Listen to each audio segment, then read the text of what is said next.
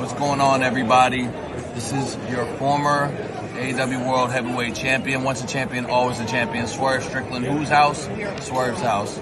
You're watching True Heel Heat podcast.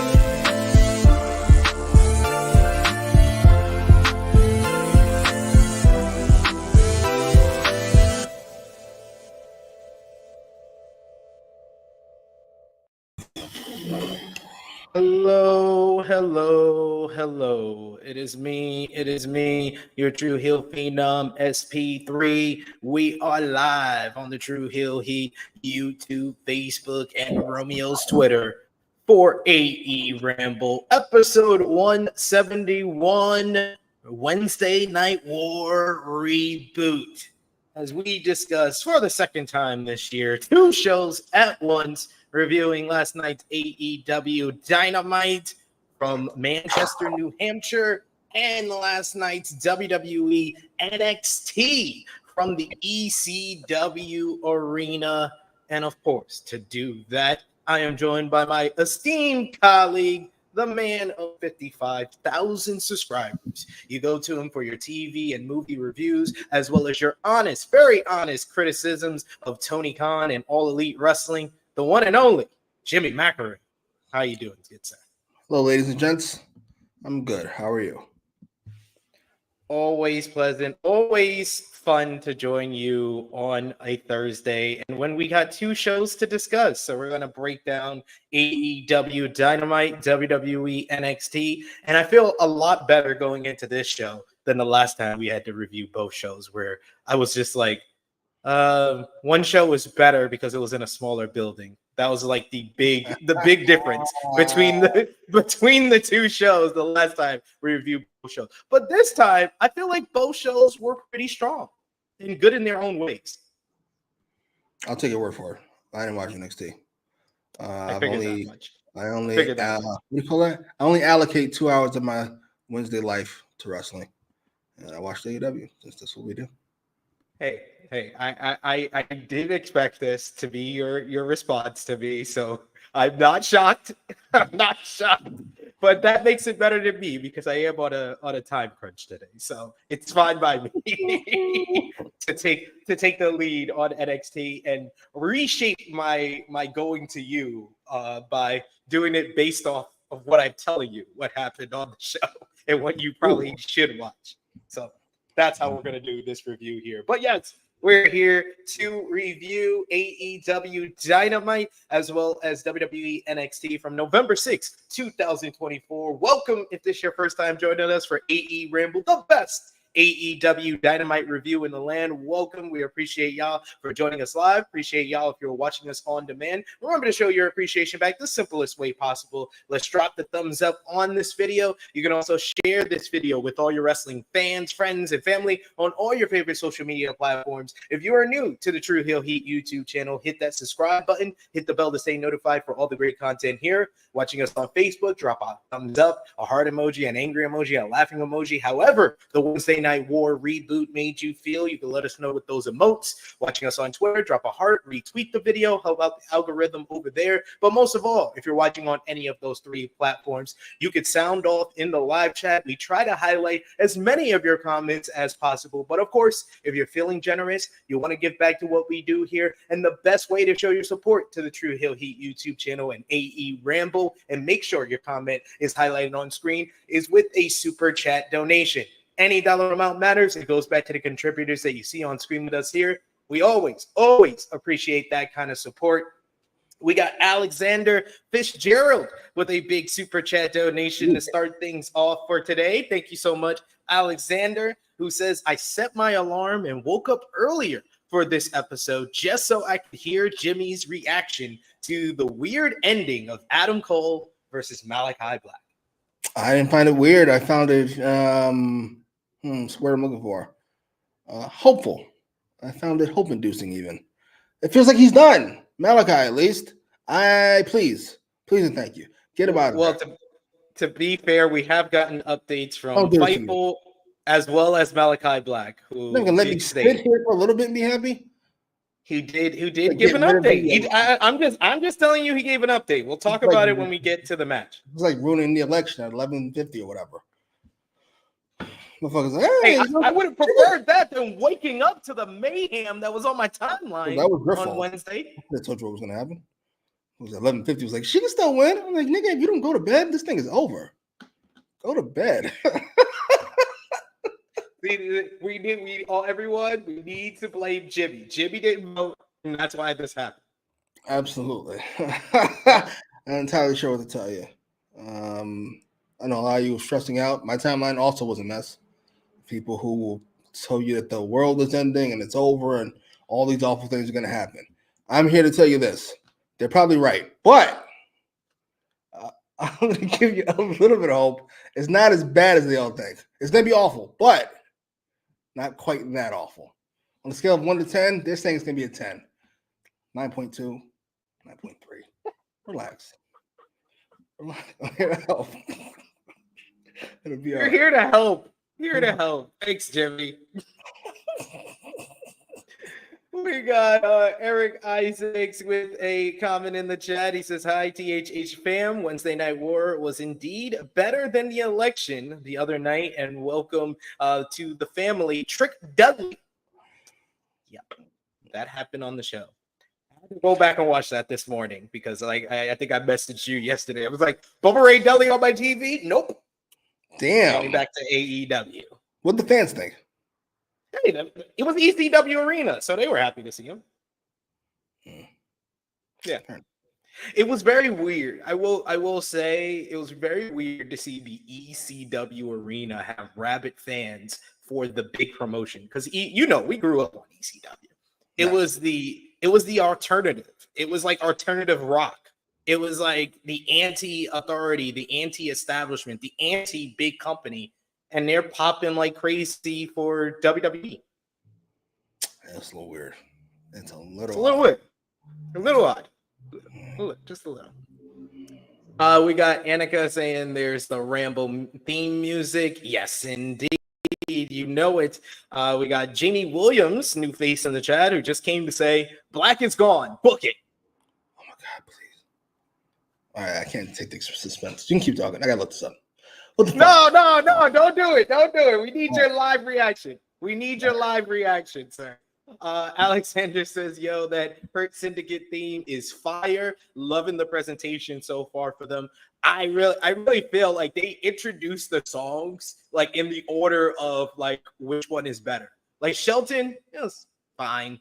So yeah, it's fine. Bobby was good, but the Hurt Syndicate thing, I'm sorry. We hurt you. We hurt you. I was like, oh, that's a bop. That's a bop right there. It's pretty good.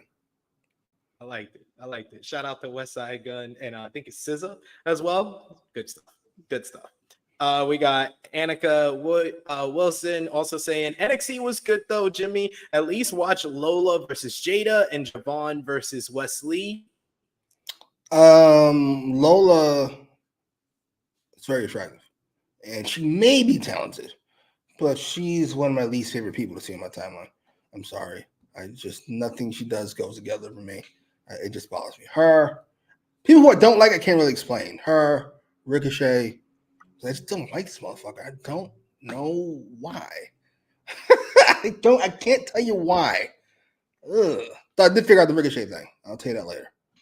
There we go.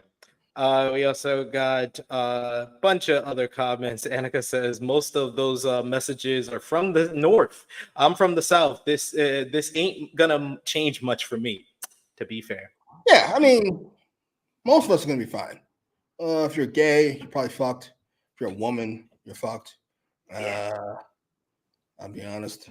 SP3 might not be safe. I'm pretty sure interracial shit is next on the list. For the rest of us, we'll be all right. We'll be fine. We'll be all right. Oh, man, I didn't know I had to bust this out this early. The words and opinions of Jimmy Macram do not necessarily reflect those of True Heel Heat, its viewers, or affiliates. I'm trying to warn you, I know you're about to come back over. Motherfucker's gonna get stopped right as soon as they step off the boat. Put a knot on this nigga's head. It's like, are you guys together? No, sir. No, sir. No, sir. No, sir.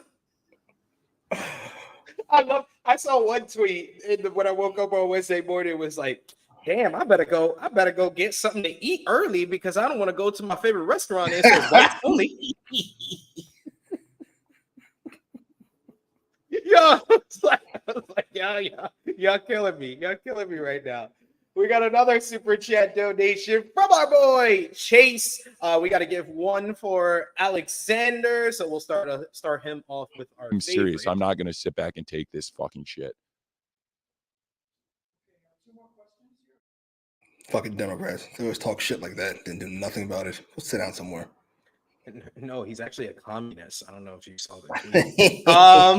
And then this one is for our boy Chase. We're gonna let him speak, bitch. Come on now. Oh my God, Javon, what the hell is wrong with you?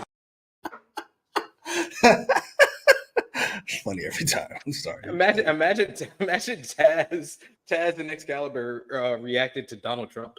Oh my God. Come on, Trump. Oh my God. We got Chase saying no power at my house for the last 28 hours in the break room at work so I can catch up on what I missed from both shows. Thanks, AEWramble crew. Oh, congrats, brother. You know it, brother. I mean, sorry about the no power though. That sucks. Getting paid to watch wrestling, always a win. Always a win. Always a win. And I love Frantic Girl saying SP3 might as well stay in the UK. Hey, I already said to my missus I might look up how I can get a visa because she already has dual citizenship. So I might look up how to get my visa to come back because we got to Wait, where in the UK are you? I'm in like the countryside of the UK. So this is it England though? Yeah, it's England. Well, like they went through fucking Brexit. They went through their right-wing phase, and it mostly turned out fine. I mean, the economy shit, but other than that, it's mostly fine. So we'll go through our 4 years. It'll be fine. Cheer up. Everyone needs to relax. It'll be all right. I'm trying to tell you. It'll be fine. I got to develop my accent. I got to talk to my daughter more. Chip, chip, cheerio. We got another super chat donation here. This time from another one of our favorites, Will Chisholm. Thank you so much. Will, always appreciate the support, and that's why we listen up, you prick. Will saying HBK knew to put the women in the main event. He watches the show. He put the women to start the show and to end the show. He bookended show correctly. Oh, the 10 women tag closed? Yes. Good job. Took you long enough. Yeah.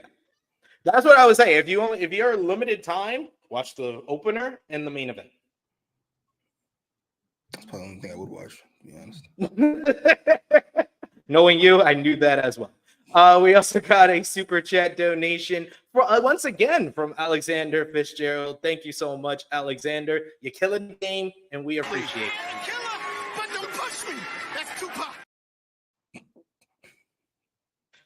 We got Alexander who says, "Oh, by the way, RIP to Jake Hager's career. He was crashing out on election night and got kicked off an upcoming indie show. I think he got kicked off too."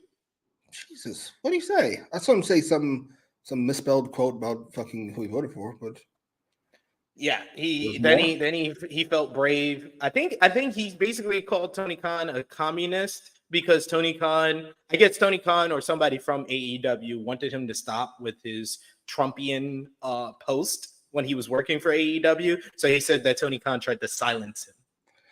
And everybody in his comments had to tell him, Tony Khan's a millionaire, so he can't technically be a communist. he has no clue what communism means. He has no clue. Most people don't. They just think it means like liberal. It's not even close. It's not even close what that means. That's hilarious. To be fair, if my ex-wife was out here smashing CT from the challenge in real world, I would be upset too. Wait. Yeah. Like CT. I don't know who that is. But you never watched the challenge or real world? I remember the one the Miz was on. Real World Paris, where he punched out some black dude, some short black dude. Is that the Miz punched somebody out? No, it's CT. Oh, whenever that episode the Miz was on, that season the Miz was on, that's the season I watched. That'll be the last one. I couldn't tell you anything else about it. That's fair. To answer Will, he says, who's this guy from Noah NXT guy? Is he good? He is good. He's like a future star. Yoshihiko. He's like a future star from Noah. So he's like, honestly, him coming to NXT, he's probably like top 5 best male wrestler already on the roster, just coming there for a visit, for an excursion. Jesus. Yeah. Yes, but we'll talk more about everything you guys want to talk about. Keep sending those super chat donations. We always appreciate that kind of support. But we got to get into the shows. First up, we're going to talk about AEW Dynamite this week from Manchester, New Hampshire. What did you think about the crowd in Manchester last night? Good, mostly. Though they had moments where they went silent, like for Adam Cole, shockingly. And at this point, I'm not entirely sure. And then booed him when he kicked out of something. What the fuck? Awesome. Here for it. But that's like the fucking devil. Like they still haven't forgiven me for being the devil. Nope. But we kicked off the show with the Hurt Syndicate coming out for an in-ring promo, and this was the most shocking stat of this whole entire show for me. Do you know that this is the first time these 3 men have done an in-ring promo in front of a crowd? No way. Oh, in front of a crowd. Oh. Because it was all pandemic. It was all Thunderdome for them. This is their first time in front of actual living fans in a building. That's impressive, actually. Yeah. But I love the theme song.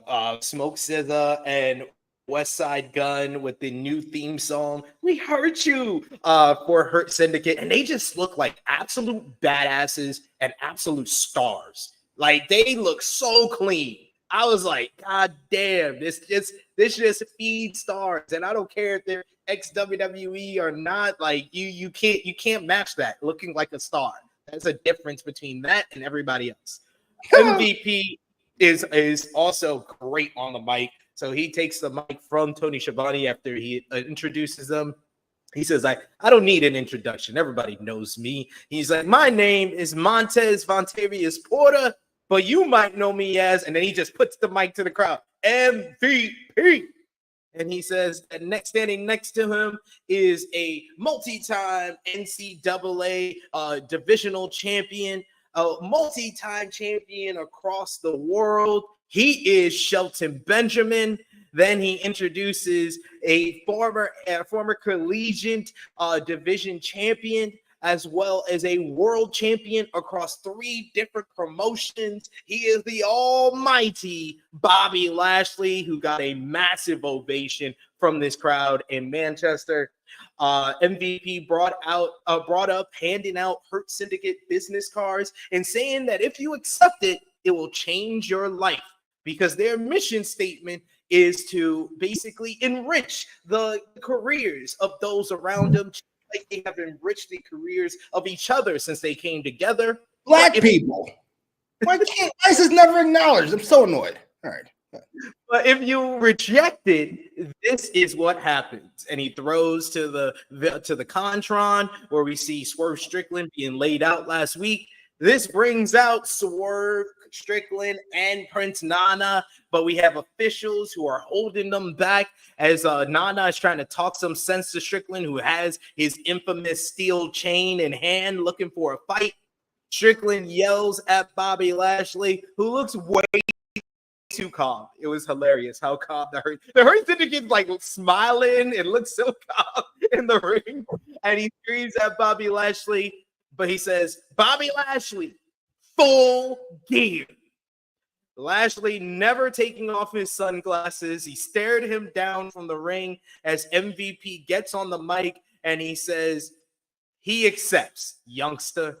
And that's it. That was short, simple, to the point. That's how I like my opening segments. It accomplished something, setting up a huge match, a great big debut match for Bobby Lashley in All Elite Wrestling, and did it in like 5 to 6 minutes. That's what I like from an opening talking segment. Like I said, MVP is great on the mic. I like the mission for the group, and that they have basically more than one thing going on, because they have, Bobby Lashley, Swerve Strickland, and their rivalry with Swerve, but we also need the follow-up to all the business cards that they've handed out and who will get a business card next. And it was made official before AEW Dynamite went live. Bobby Lashley is officially #All Elite with that maroon leather suit, like Jimmy said last week. No one else should wear that.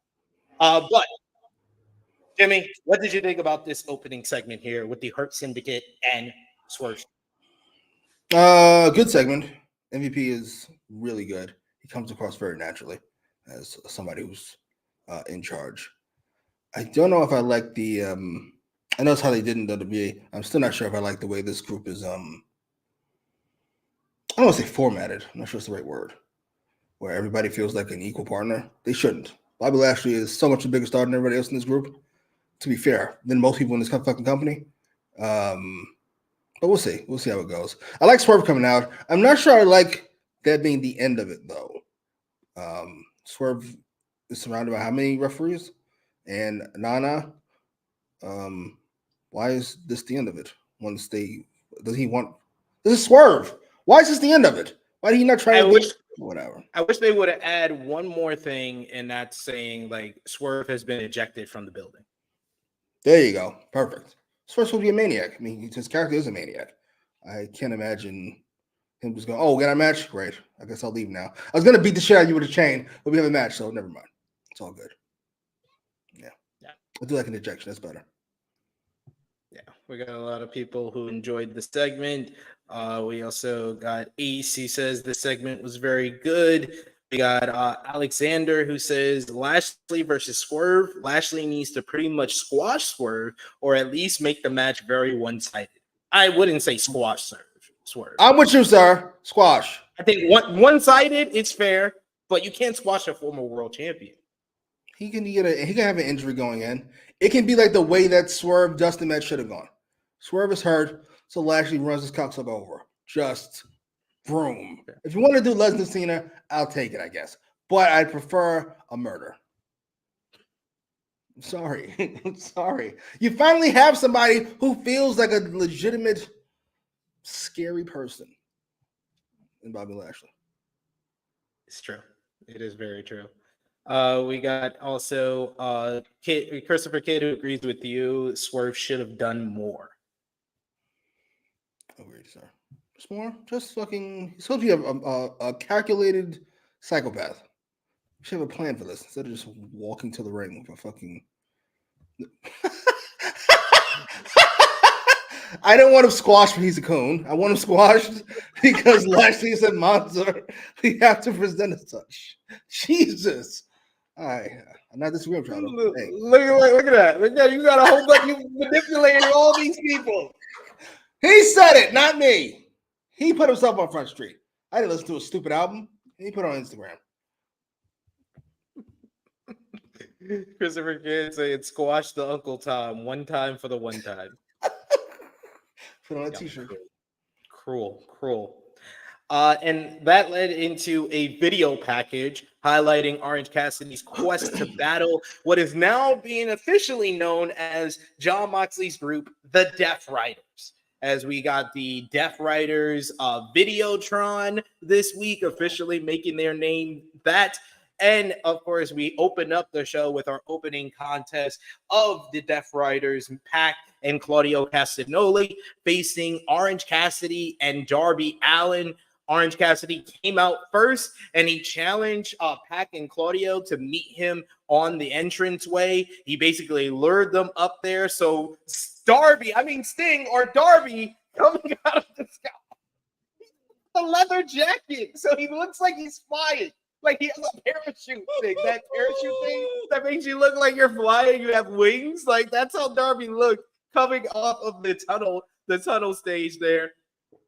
Pac and Orange brawled ringside while Allin was basically raking at the eyes and the nose of Claudio, piggybacking him, putting him in a sleeper before being driven into the barricade. We get Pac and Orange finally making it into the ring where the match officially starts. And this is just a really kind of like fast-paced action in this one with everybody going at it. The Death Riders got control of the matchup, isolating Orange Cassidy after Claudio did some crazy shit.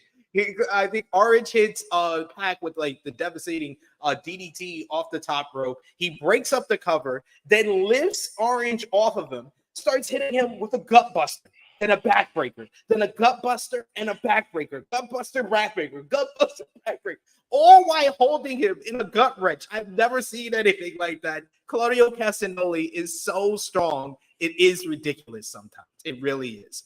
So he isolated for a bit. They finally make the hot tag to Darby, and Darby starts running wild for a bit. The crowd really erupts as he hits a coffin drop off of the top rope to the floor on Pac before leaping into the clutches of Claudio.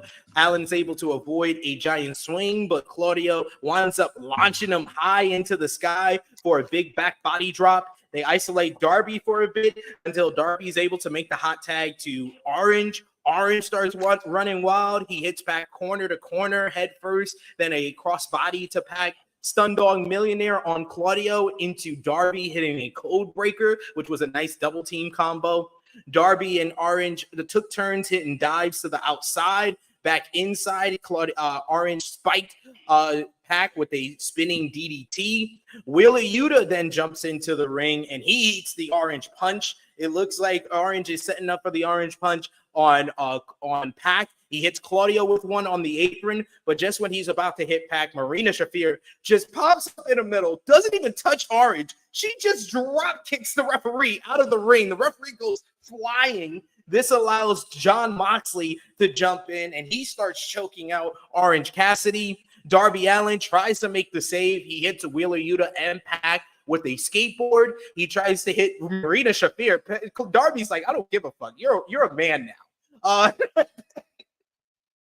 But Claudio basically hits him with a big clothesline. Then he lifts Darby into the air into a gorilla press, and launches him into the ring post violently. Darby is out of the picture at this point now. So now the Death Riders have a 5-on-1 advantage on Orange Cassidy. They're beating on Orange. Marina Shafir holds up Orange as Jon Moxley just grabs at the face of Wheeler Yuta and tells him to give him the death blow. And of course, Wheeler Yuta chooses the Psycho Knee, the finisher of his former mentor, Bryan Danielson, to put Orange down. We get Orange in a heap. He's beaten down by all 5 of the Death Riders until the Conglomeration finally comes out to make the save to Mark Briscoe's music, and the Death Riders decide to retreat.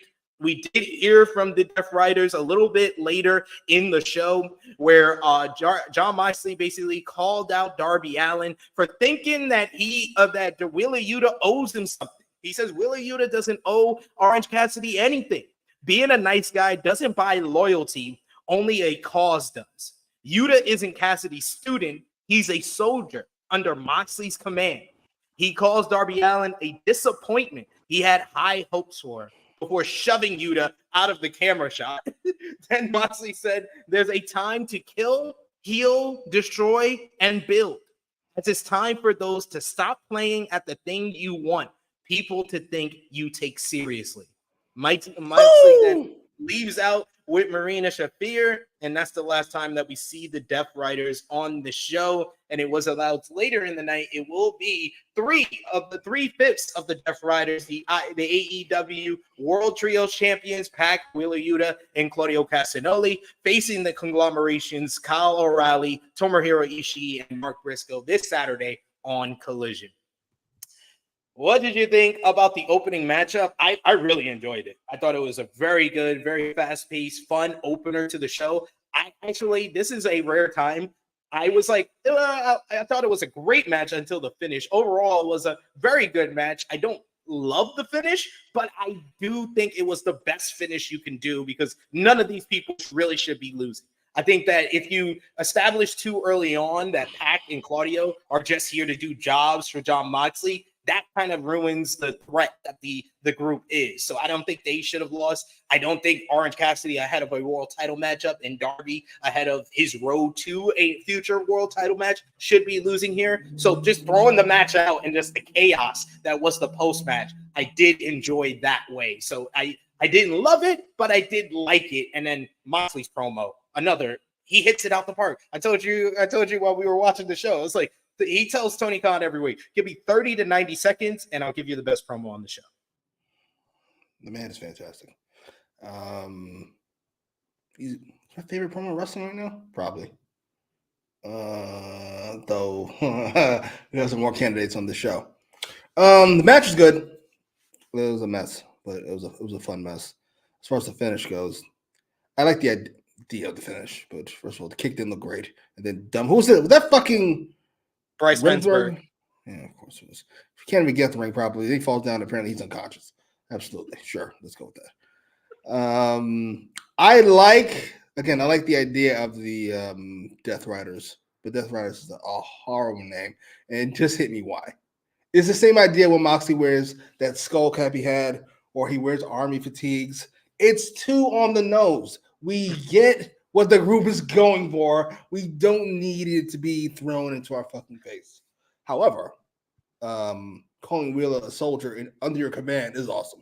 That just is. He's like, he doesn't owe anybody. He's nobody's property, but he's my soldier. He's mine.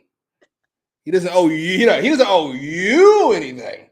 He owes me, motherfucker. He's a soldier under my command. Awesome. I'm here for most of this. Now, we do have an issue, in my opinion, where I don't say this nicely. We have a lot of big names fighting bums, and I'm not a big fan of that. No disrespect. Moxley is fighting Orange Cassidy. MJF is fighting that guy nobody likes. And what was the other one? Something else. Fuck it. You get what I'm talking about. It's too much. It's a bit. Will Ospreay and Kyle O'Reilly. I know for you. Thank you. Will Ospreay and fucking Fletcher. Ugh. I like Fletcher. But come on now. It's like crazy. Too much. Very It's like a shitty version of Fully Loaded 2000 for all of you who are entirely too young to get that reference. Fully Loaded 2000, one of my favorite shows ever. So you know I get the reference. Yeah. Turned out great, but fucking why is The Rock fighting Chris Benoit? What? Triple H is fighting Chris Jericho. I know them two just fought for 6 months. Rock and Triple H. You got to switch it up at some point. I'm just saying. Love it. I love it. We got Alexander who says Randy Fletcher or Yo, I'll send it to you. I was like, he looks like 2004 Randy Orton. Yeah, I mean, it's a better look than he had going on, but it is a throwback, we'll say. I love how all you know is talking about Fletcher. Yeah. I love how people just know you by now. Christopher Kidd says the man is fantastic. Jimmy about Mox, Hangman, and Switchblade to come. You are 2 out of 3. I won't tell you who you got wrong. I know who you got wrong. You're missing somebody who should be in that spot. We do have another super chat donation by our main man, Chuck Berries. Thank you so much, Chuck Berries. Always with the support to us. We appreciate that as always. You fucking mark! When's this fucking movie over? Jesus. They did all these fucking small segments in one shoot because he's wearing the same suit. Thank you so much, Roddy. The Adam Cole match from last week, and then this week's one. I was like, it's all the same suit. They did this in one shoot. He was like, I need to get this out of the way. I got to go shoot my reshoots of Happy Gilmore. So, guys, I only got whatever time. We got Chuck Berries who says, Death Riders, a much more suitable name for a group that hasn't had anything representing Blackpool in 2 years. LOL. To be fair, it is true. It is true. I did like it. And be like Nigel referring to them as Moxley's combat crew on Collision this week. That was good. That works for me. Death Riders, World Destroyers, AEW Changers. Good Lord. We get it. We get what it's going for. Good Lord. The Mighty Ducks, Game Changers. Thank you so much, Chuck Berries, for the super chat donation. Now let's jump on over. Let's hit the remote. Go over to the USA Network as NXT was back on a Wednesday. I believe this is the first time since 2021 that it was on a Wednesday night. The show begins with canned intro with the ECW This Is Extreme theme song, along with clips of NXT action, along with ECW old clips as well. In the crowd is someone dressed like Hat Guy. His seat is nearly the same spot as well. And we're kicking off things with a hardcore match, very appropriate for ECW Arena. And the special guest referee for our hardcore matchup is none other than Dawn Marie. Dawn Marie is here, and she's looking in her very, very appropriate for her age and in a nice little nice Jesus, first of all, what a shot that is. And number two, y'all can get a better picture. Hey, that's the picture. That's the picture that I got. That's the picture that I got.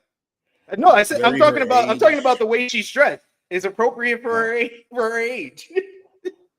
not anything else. I don't do that. I don't do that, Skip.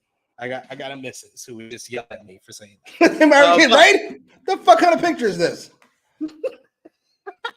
She's the special guest referee for Jada Parker, going one-on-one with Lola Vice. Parker, of course, picked this stipulation because we're in Philadelphia, the ECW arena, and these two women just went the hell out there. You get metal steel chairs, you got garbage cans. There was a few instances where you can tell that this is probably like Lola Vice's kind of first like hardcore match of this type, because there was a couple of spots where she basically was like very, very slowly pulling a table from under the ring, waiting for Jada Parker to hit her in the back with the steel chair, or she was very, very slowly pushing a ladder into the corner so Jada Parker could come over and hit her. So those little instances I did pinpoint and wrote notes about, but other than that, this was really a lot of fun.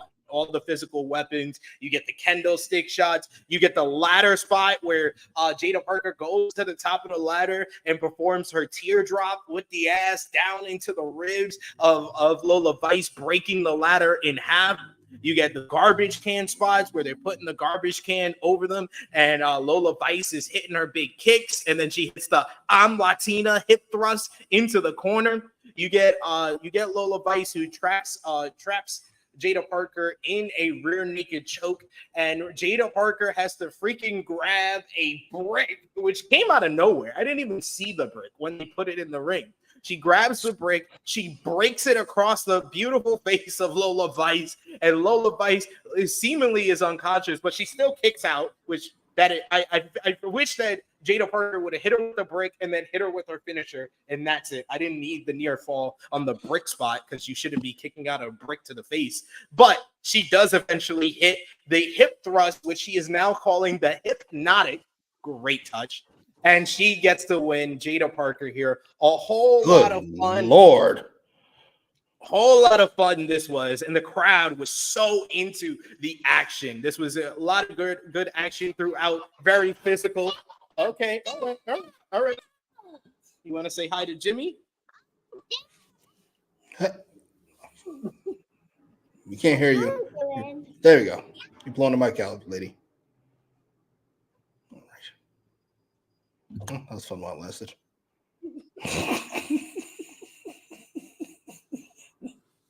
She was that loud. She blew the mic. Yeah, we didn't hear a word she said. I love it. I don't pick the pictures. Yeah, everybody's like, what the fuck just happened? What's going on with this picture?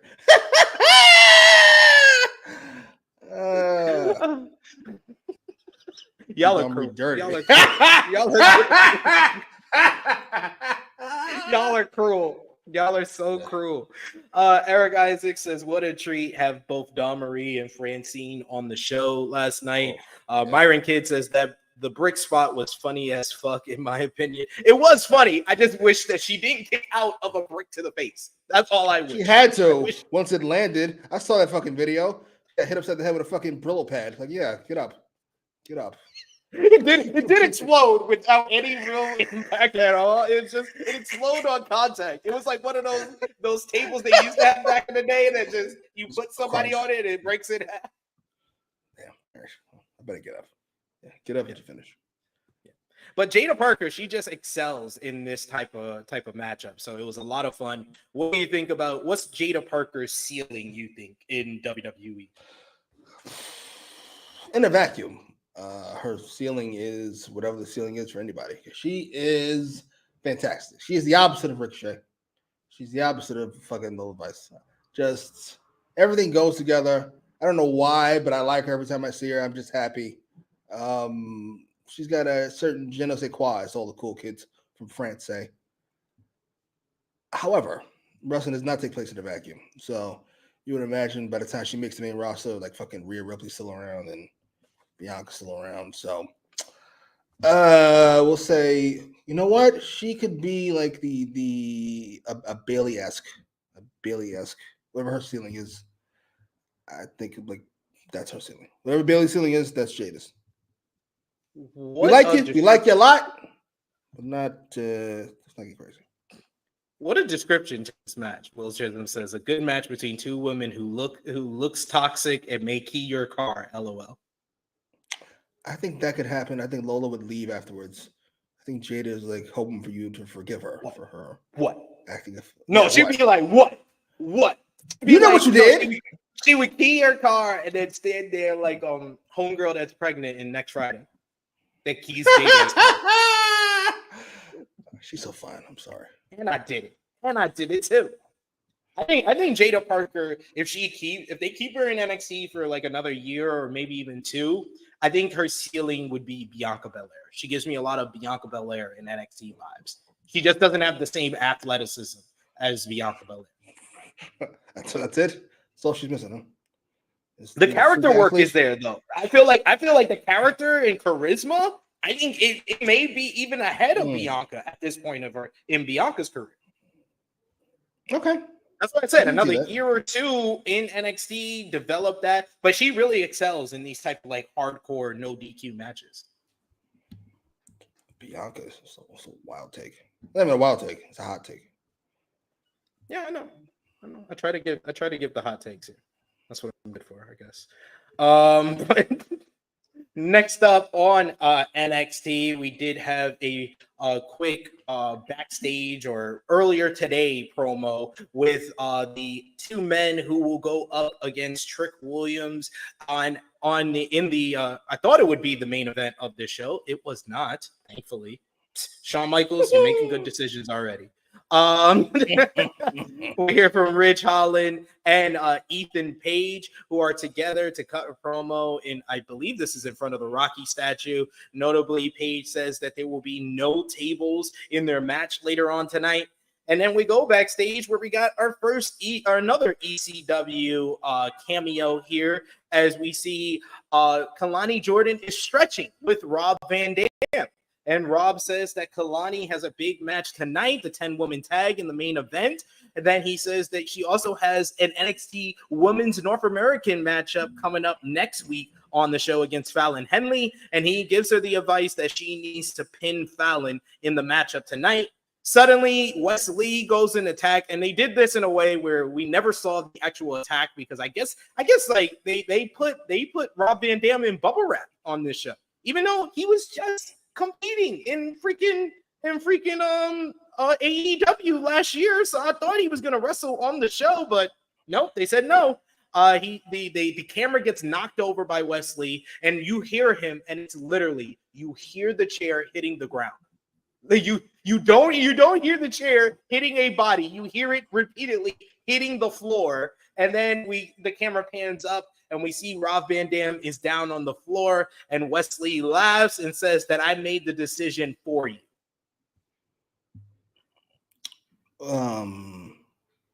Wherever I like Wes Lee. I did not like this choice. Wherever Lola Vice and Jada Parker are on the psycho spectrum, Kalani Jordan feels like she's on whatever the opposite side of that is. She just seems so nice. I like her. I'm gonna assume RVD didn't pass a physical or something, because that's my guess. Yeah. Sorry, they're not gonna risk it. Sorry. I totally understand that. That makes a lot of sense if that's the case. I just like I don't know. I just didn't like the fakeness of the chairs hitting the ground repeatedly. Yeah, NXT does seem to have a I don't want to call it a quality issue. That's not the right word, but we gotta tighten some things up here, Sean. I know you don't really give a fuck about these things, but we know what a human body sounds like and what the floor sounds like. Sorry. Like it was just too obvious. Like I'm like, you did not touch him. You did not touch him with that chair. Ew. And that does set up our next matchup. Before we get into that next matchup, we did get a earlier today segment where we saw the family meeting up with the FBI. Yes, the FBI was on this show. Jimmy. You get the FBI, Nunzio, aka Little Guido, along with Tony Mamaluke. They are with Sean Spears and Brooks Jensen, and they meet up with the Tony D'Angelo family. Tony Mamaluke says that he talked to Ava, and he got Adriana Rizzo versus Nikita Lyons for next week. And then he also says that Nunzio will face Tony D'Angelo later tonight because apparently Nunzio is now a gangster from Philly. It was silly, but it was the type of fun that they used to have with the FBI. This chick doesn't fit at all. I'm sorry. Look at this picture. What is she wearing? She's got the voice, though. She's got the voice. She sounds like an Italian mother from the Real Housewives of New Jersey. I've heard her. I remember Obafemi told her to shut up in the coolest way possible. Be seen, not heard. Oh yes, that was a good one. But the attack by Wes Lee led to Wes Lee going up against Javon Evans. First time matchup between these two stars here. This was a pretty dang good matchup. They really kind of got the spirit of ECW with the choices of these first two matchups, where you have a hardcore women's match and then you have a spot fest between two athletic guys. This was very much that, as both men were like showing their athleticism and their agility early on. The match goes to break after Lee hits a big brain buster on the ring steps on Javon Evans. Less brawling after the break and more high spots between the two. A ton of flying. You get Javon Evans, who hits a big, huge double springboard into a cutter, but he's not able to get the pinfall on Wes Lee as Wes rolls to the floor. He tries to go for a crazy-looking dive on Wes Lee, but Wes is able to move out the way, and he launches across the announce table. Wes then grabs a steel chair, and he's going to hit Evans with it when the music of Rob Van Dam hits, and he comes out to the ring. Lee goes with the steel chair to the ringside and tries to hit Van Dam with it, but Van Dam miraculously recovered from the attack backstage because he's moving pretty fine. He misses the steel chair shot, and then Javon Evans finally does hit the dive to the outside on Wes Lee. This leads to Javon putting him back in the ring after another springboard cutter. Lee moves out the way, rolls across the ring to avoid Javon Evans' usual top rope finisher. So he looks at Van Dam, he says RVD, and he tries to go for the 5-star frog splash.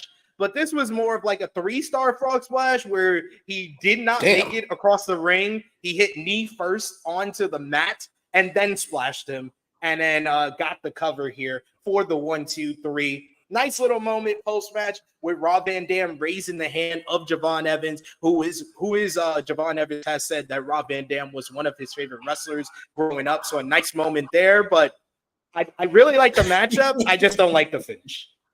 I would imagine not. Ironically, I don't want to be mean. He's 22? Yeah, he's so young. He's 20. Oh, Jesus. Raven used to say that CM Punk was fucking fantastic, and he was almost as good as he thought he was. Javon Evans is almost as athletic as he thinks he is.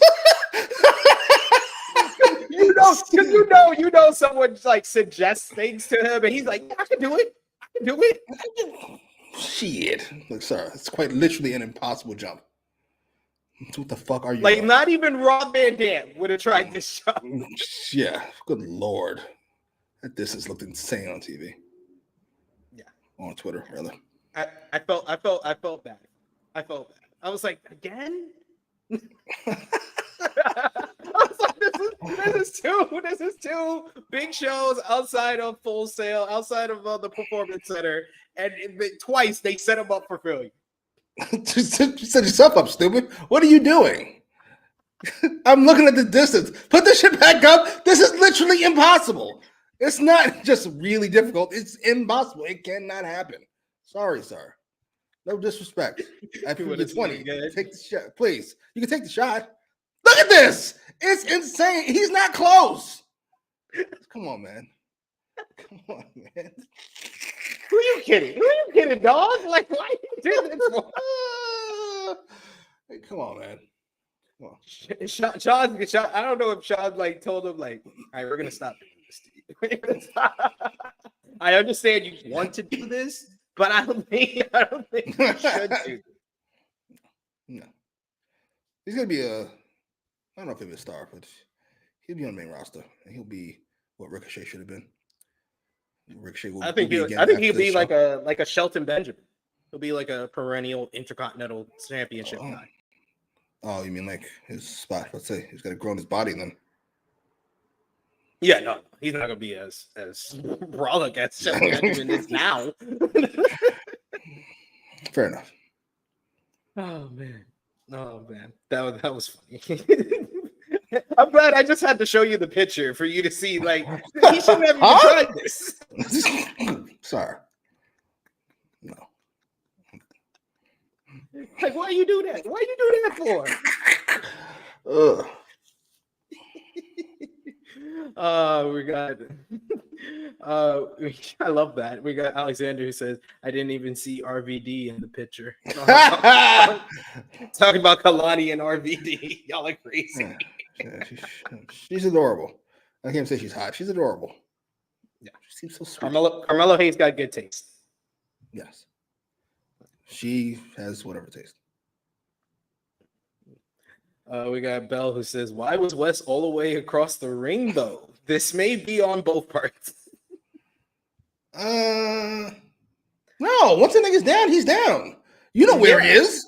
Or you do the quick move closer. Or you just yell closer.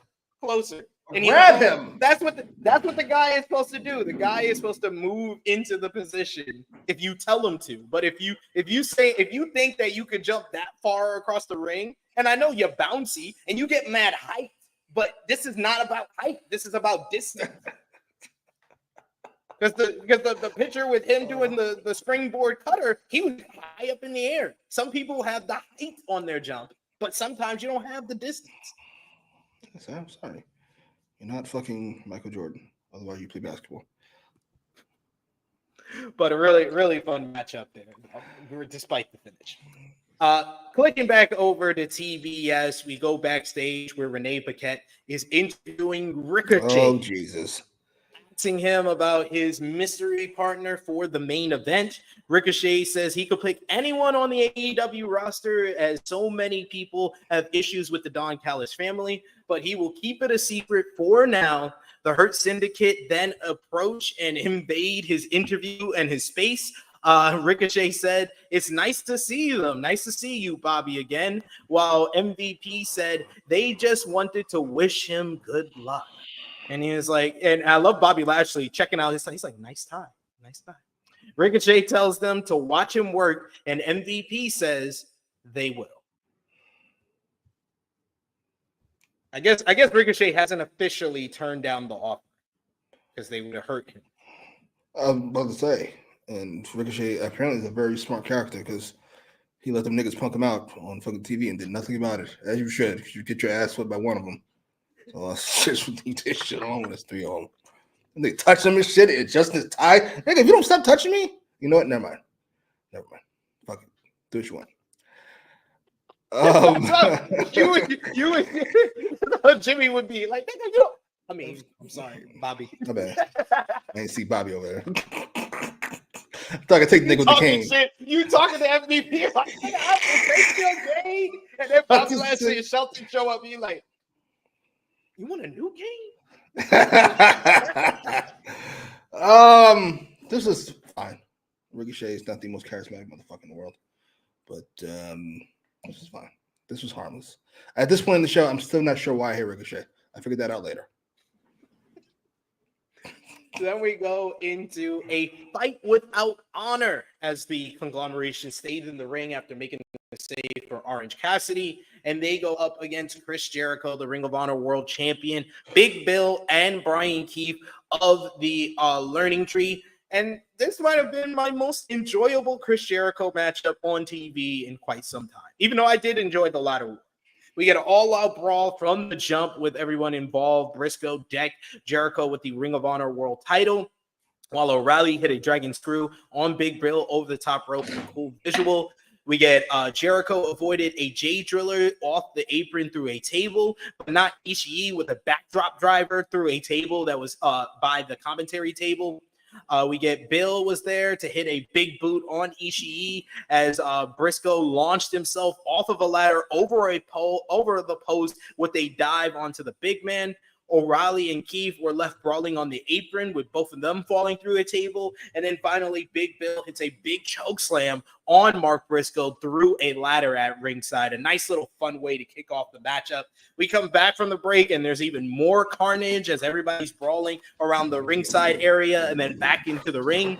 Jericho and Briscoe grab chairs and they start swinging it at one another. Keefe suffered a fate of getting the chair thrown at him.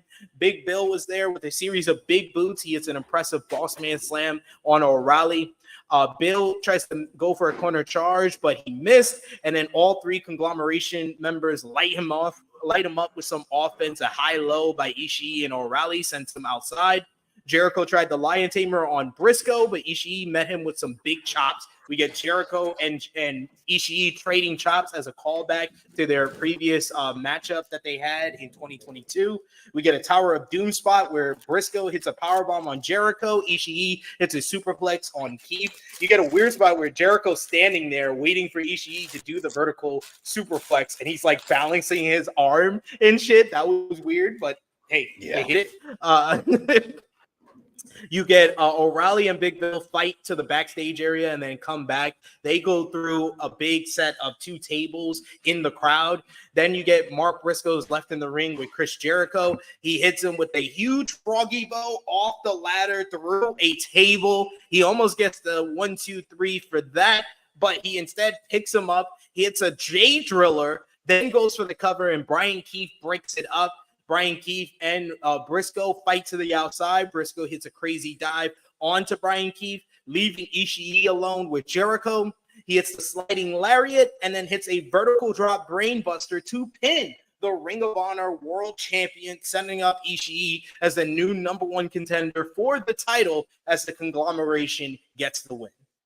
This was another fun matchup. Like, both shows have had nothing but fun matchups to kick things off. That's what I think I hit you up at this point. I was like, both shows are bringing it. This has been a fun night. I'm going back and forth from watching one on the laptop, one on the TV, and I'm enjoying both shows when I look at it at this point, especially with the in-ring action of the first 2 matches on both shows. And like I said, I thought this was one of Jericho's more enjoyable matches that he's had this year. What did you think? Agreed, certainly on that. I thought the awkward spot they had in the corner, I appreciated. It's definitely Nigel, where Nigel was like, "Look at Chris Jericho, what a leader! Tried to make sure his partner was okay instead of himself." Like, that is such nonsense, but good job. I appreciate the effort. This is fun. I really like the guillotine spot. I ain't gonna hold you. I really enjoyed that spot. This is, let's see. I don't really, outside of Big Bill, I say Mark Briscoe too, sure. I don't really enjoy anybody in this fucking match. Like, at all, even a little bit. But at the same time, I enjoyed this match. I knew we were gonna have a good show when I enjoyed this match. I was like, holy shit, this is perfection. Good job. The match I had the least expectations for, and I could not, like, similar to a Power Driver finisher who says I couldn't give a fuck about this match. But then I watched it and I was like, that was enjoyable. It was enjoyable. And it didn't have the shit finish like the latter one with Jericho. So this is true. I feel much better about this one. So again, this is out of order. Ishii comes out. How many weeks ago that was? 2, 3. Was that last week? No, wait, that was last week. Anyway, Ishii comes out 2 weeks ago. So we know he's the next challenger, and then here he wins the match, which makes him the next challenger. Why can't we just do this shit in order? I don't understand. You did not, like we said that week, you did not have to have Ishii come out because literally we're stuck in the moment of feeling bad that Mark Briscoe lost. So we don't need his friend who could have came out and helped him coming out after the match. Right? And like the crowd popped huge. It's fucking Ishii. Stop it. Knock it off. That was at this point that we had the Deaf Riders segment that I talked about earlier. And then we had Adam Cole, baby, the aforementioned Adam Cole. He was going one-on-one with Malakai Black in the second match of his gauntlet to get 3 wins to get MJF at Full Gear on November 23rd. Excalibur brings up how Cole has never beaten his opponent, Malakai Black, in all their singles matches in their career. Black is 6-0 against Cole at this point. McGuinness said that this is Black's first singles match since retiring Adam Copeland in their cage match at Double or Nothing. Excalibur and Tony are like, retired? He was like, I haven't seen him since. Fucking awesome. At that point, I just had to tell Jimmy, I was like, Nigel just makes this commentary team so much better. Significantly better. Jarring so. We get a quick series of back and forth takedowns traded until Black caught a super kick and then slowly placed his injured ankle down, refusing to take the easy route and target Cole's weakness. We get Black opts to work the wrist for a bit. Black was quickly out again when Cole battled back. He wanted a heat seeker only for Black to avoid, diving off the apron, but he was caught with a Cole hitting a super kick in midair before we go to a commercial break. When we return from break, Cole immediately hits a fireman's carry into the Ushikoroshi for a 2 count. He wanted the Panama Sunrise, but ultimately hits it. But the momentum took Black back to his feet as he fires off a pump knee and then falls into the color, collapsing and selling the Panama Sunrise. Black manages only a near fall as Cole is able to kick out. They both start slugging at each other. Cole super kicks the leg out, but Black swept the leg in return, going to the corner slow, allowing Cole to cut him off. He countered a super kick, did Black, wanted a sunset bomb, but he hit another pump knee instead. Both trade super kicks until Cole hits a neck breaker on the knee. Cole charged up, but Black hits him with an end flush, and Cole kicks out to some loud boos from this crowd, once again turning against Adam Cole. Black tried to drag Cole up with his foot to hit another edition of the end, but he got caught with a super kick. Cole followed up with the Panama Sunrise. He hits another super kick. Cole was up first. Black tried to get up to his feet, but just collapsed. And then he saw Cole gearing up and getting ready for his finish. And he just sits in his cross leg position and tells him to finish it and put him out of his misery. So Cole goes and hits the boom for the 1-2-3 to pick up the win here. We see backstage that Kyle O'Reilly was watching, getting worked over by the trainer after his match. Cole was seen thanking Black for the matchup and for the win. Black slowly recovered. Cole offered a handshake and Black shrugged it away and then goes in for a hug instead, embracing Adam Cole. After Black was gone, Cole gets on the mic and he says that he puts over Malakai Black and says that he's the best he's faced. He's one of the best he's faced in his entire 16-year career. The crowd loudly cheered for Black, who gave a nod to them in seemingly looking like a goodbye to the fans and to Cole. Cole said that he has one more person to bring up, and that's Max. He says he has one more win left to get his hands on MJF, as Roderick Strong has 2 more to go. Cole said that everyone wonders if Cole and Strong both get 3 wins, what will happen? Cole talked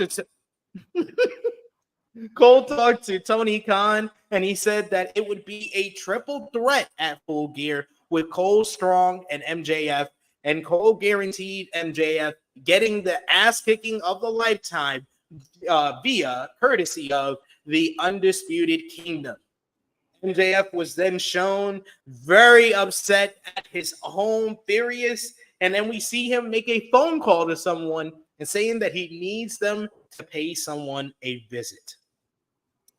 We'll get into who that call was to shortly here, but I wanted to get your reaction to the Cole versus Malakai Black matchup, to the post-match, which a lot of fans thought was a goodbye by Malakai Black to AEW, to the fans following this matchup here. And then we'll also get into what Malakai Black had to say on his Instagram today. What kind of Jerry Springer that shit is this? We're going to keep holding off on this fucking thing? Spit it out! All right. Malakai Black on his IG, he posted a video today saying that he has to address this yet again. He feels like he has to address this every time he loses a match in AEW. But he says that no, he is not retiring. No, he is not leaving. He says that he is not going anywhere. He is healthy. He's not injured. His back issue was from 3 years ago, but he is not leaving at this point. But it was alluded to by Fightful Select that many believe in AEW that he will be leaving, as his contract is supposed to expire at the end of 2024 or the beginning of 2025. Okay. Jesus. Well, it's not huge news, but it's news. We'll take it. It's fucking something. Thank you, Fightful. Sean Ross Sapp always doing the good work. The Lord's work, really. I'm gonna be rude. So I do like Malakai Black a lot. No, I'll be rude. Fuck you. What is this fucking? I gotta address this again. Nigga, you were the one doing it. You're the one with this whole traumatic ass thing when you lost the match. We didn't do it. It's not because you lost the match. It's because everything that happened afterwards. Don't put that on us. I hate when people do that shit. Oh boy, here we go. Nigga, it's you. Enough. Match was good, Like, well, you ain't have to hug him. You ain't have to hug him. You could have shook his hand. Right? Look longingly from the ramp. What are you, fucking Cody? Hello, my friend. We meet again. It's been a long time. That's when we begin. This is a good match. It's a little odd to watch Adam Cole these days. It's been so long. It's just weird to see him wrestle. That aside, he's still good. He's still fine. He doesn't look slower. He looks like he's in the same shape. He looks like he's still technically proficient. And Malakai Black is fantastic. We do have an Adam Cole babyface issue. You've done all the fucking talking in the world, and the fans are not buying it. We know you're the devil. We don't like you. You're not fooling us with all this horseshit that Max is worse. It's like you cheating your girl. You cheating on her because you knew she was going to cheat on you. And like you think you're the good guy in the situation because she cheated on her last two boyfriends. So you knew it was going to happen to you. So like nobody wants to hear this, sir. Knock it off. Yeah. And was treating Adam Cole like he's the guy who headlined All In. He's not. I'm sorry. It's quite a few things have happened since then. I'm not entirely sure what to tell you. Like he's a superstar. He's giving House of Black the rub. He's giving Malakai the rub. Look at him. Who wants story time? Nobody. Just get out of here. Get the fuck out of here. I'm sorry. I got nothing for you, sir. You got some work to do, in my opinion. A lot of people wondering about me and Roddy Strong. Firstly, nobody's worried about Roddy Strong ever. And number two, we barely worried about you. What the fuck are you talking about? Good Lord. This is like as for what happened on the show, it was good. But as far as where that leaves us, we're not in a great place. Yeah, it's present. Absolutely. Yeah, it very much the video sounded like Penta. Like AEW is my present. Not leaving. He learned his fucking lesson. He's like, I'm not gonna fuck up like the Lucha Bros. I'm not leaving right now. Absolutely. Frantic Girl says the real question is what will Black do in WWE? Well, it's a totally different WWE, and I think that Triple H would give him a more consistent spot than what he's gotten in AEW. AEW, like the whole booking of Malakai Black, might be one of the biggest like booking malpractices in the company's history. Like I would say it's behind the likes of like Wardlow when he was hot, but it's like just behind that. Because he came in with a red hot angle. Woo! And it was the hottest thing that Cody had done coming off of losing the TNT championship at the end of 2020. Like that was the first really hot thing that he had done coming off of that. And you didn't book that properly because you did the big matchup where Cody puts his boots in the ring and then Cody's back a month later. And then Cody eventually gets his win back, and it's just like, yeah, it's like, I don't get it. I never get what the hesitation was. And I don't even think he ever recovered from there, really. Like, no. House of Black was good. House of Black was good, but it was good for everyone else in House of Black than him. That's a very good point. And then the Malakai Punk thing never took place because situations happen. He's so many big matches that never went to fruition. Him and Punk, him and Omega, like him and Bryan. He gave the end to Bryan last year, and they never did that match. Right. It's a goddamn shame. You know what? You might convince me. Yeah, I'll put it right behind Wardlow. Wardlow obviously is the gold standard, but yeah, right behind Wardlow. It's a goddamn shame. I'll say top 3 is Ricky Starks. Because at least with Ricky, you could say he's been an AEW World Tag Team Champion. He had a feud and a big star-making matchup with Bryan Danielson. Had a feud with CM Punk. He's had big matches with MJF. Like, he's had some stuff. Right. So he's behind Malakai Black. Malakai Black, they have never even cracked until his potential as a single star in AEW. That's a good in point. 3 years. Yeah, that's a very good point. After Cody, it's like jarring. You would have swear he stabbed somebody backstage or something. It's so weird. But yeah, you know what? Yeah, that's made me sad. I ain't gonna lie to you. All right. He starts to win their own Harks tournament too. So I'm trying to convince that your Lord and Savior fucking is good at his job.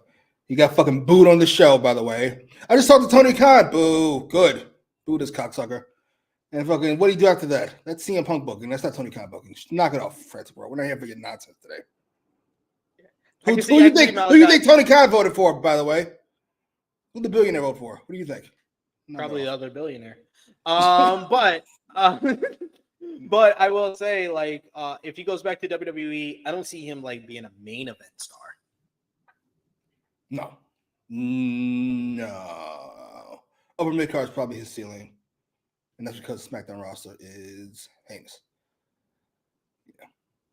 I was like, I don't know how you going to crack into, like, as a baby face or even as a heel. Like, the heel, they have a lot of projects. He'll probably fit in better if he is a heel, though, on either roster, because there's no top fucking seven. They got like a starting 5 plus the 6-man and a couple of role players in as far as baby faces go. Like you're not cracking anything as a baby face. You need to be a heel in WWE to even get some upward mobility. Yes, I just run the Cody thing back. Not literally him and Cody, but the way he came in against Cody, I have him do that to Punk or fucking LA Knight or somebody. High spot right away. Great.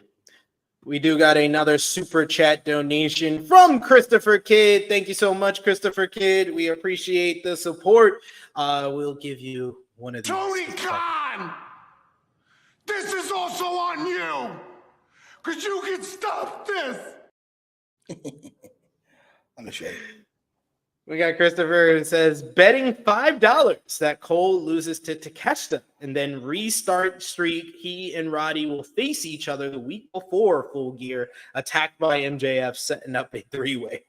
I mean, that will at least be different, because I was just very much confused with the choices that were done here. But getting into whose MJF's call was to, we go backstage to Alex Marvez, who was interviewing Don Callis about the new team of Brian Cage and Lance Archer, before a big black brother came up to him in a suit, approached him, and offered him an envelope and a ring box holding the Dynamite Diamond ring.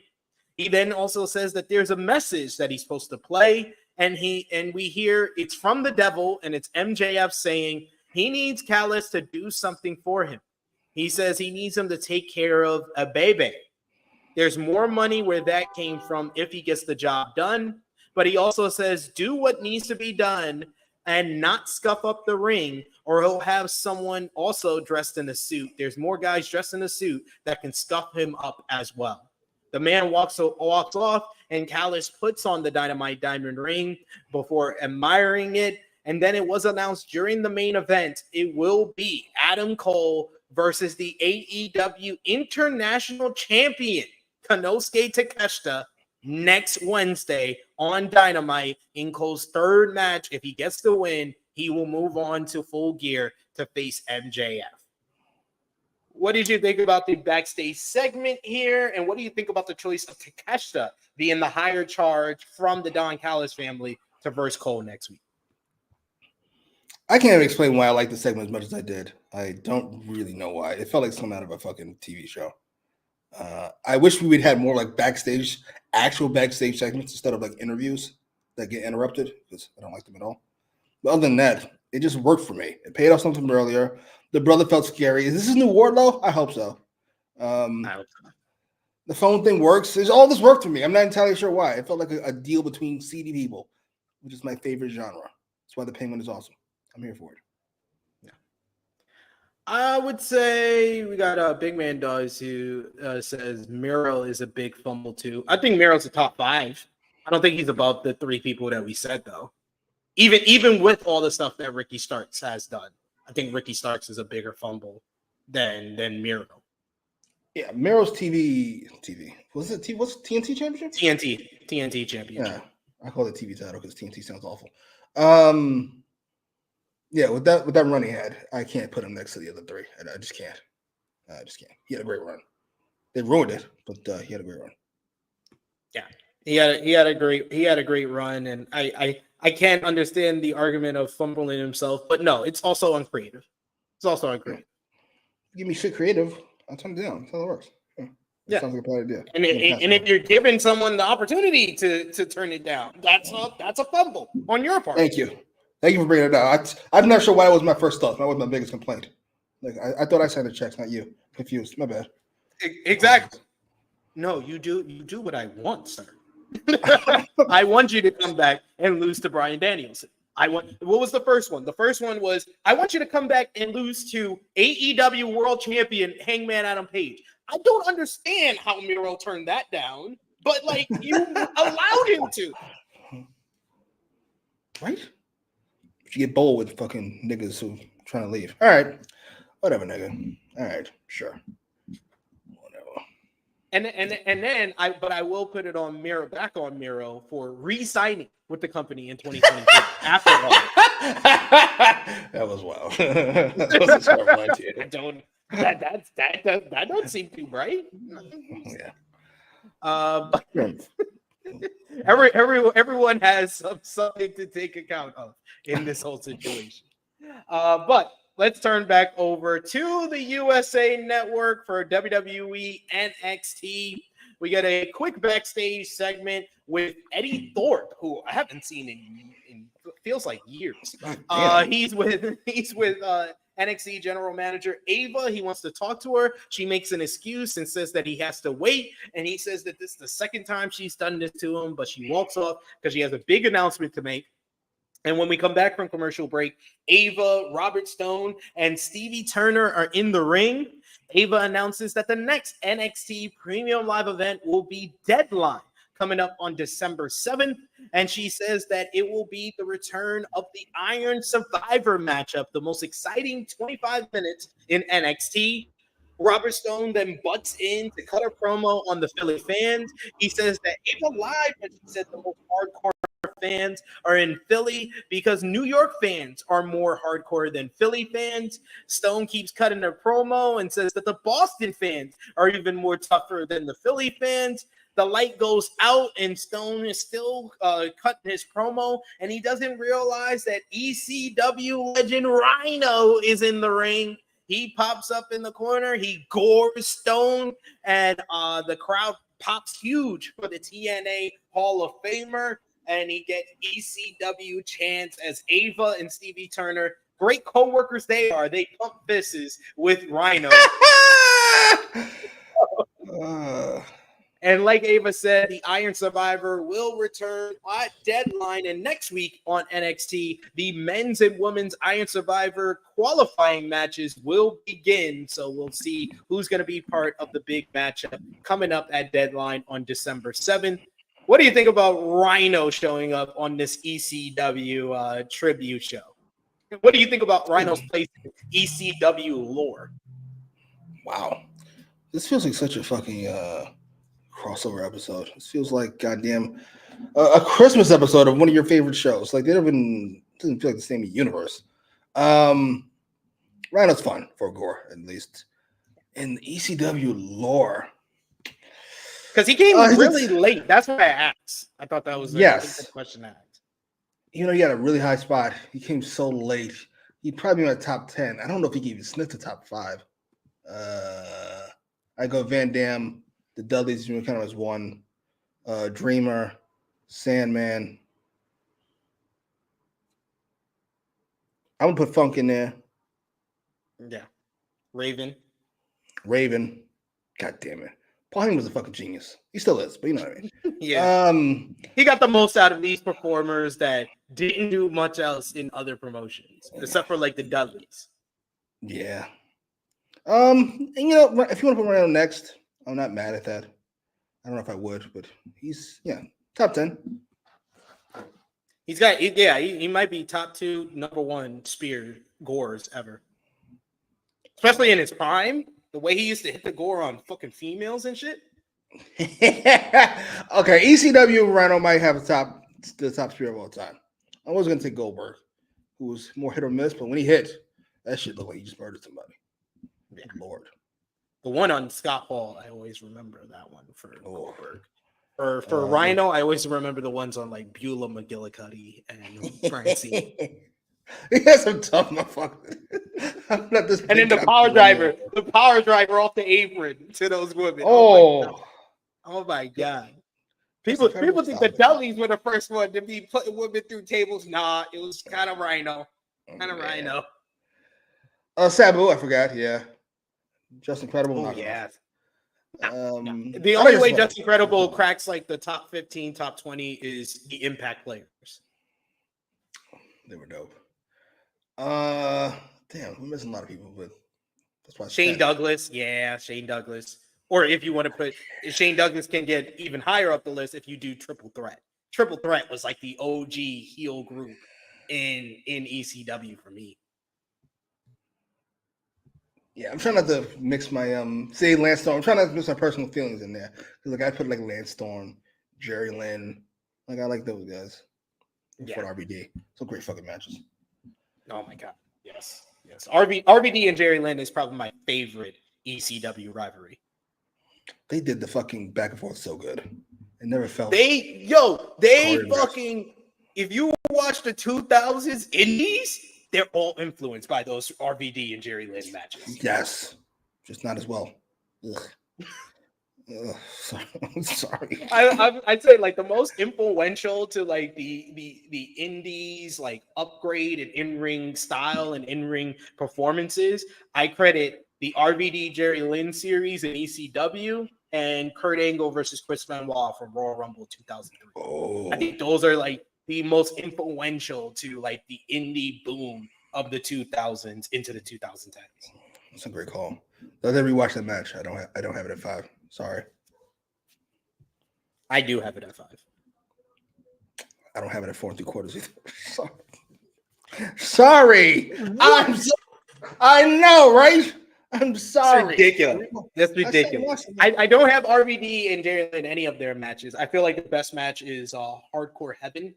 99? Or was it 99? 98, 99? Yeah, I think it was 99.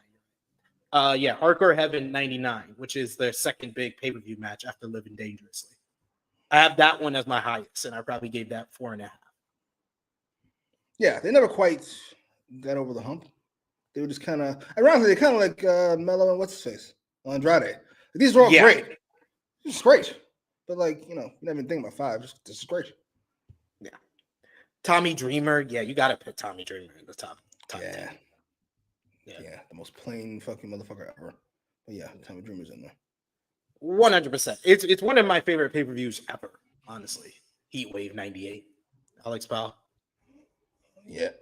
Oh my, you poor bastard. I went to December to Dismember. Oh my god. Shit. So we know someone who's been to that show? God bless you. Somebody who survived the Titanic. Holy shit. I was there.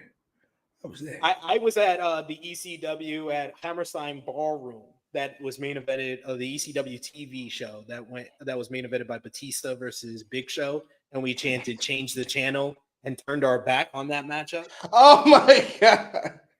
You can actually, if you go back, if it's on the WWE Network, you go back. I'm wearing an orange button up. You can literally see me.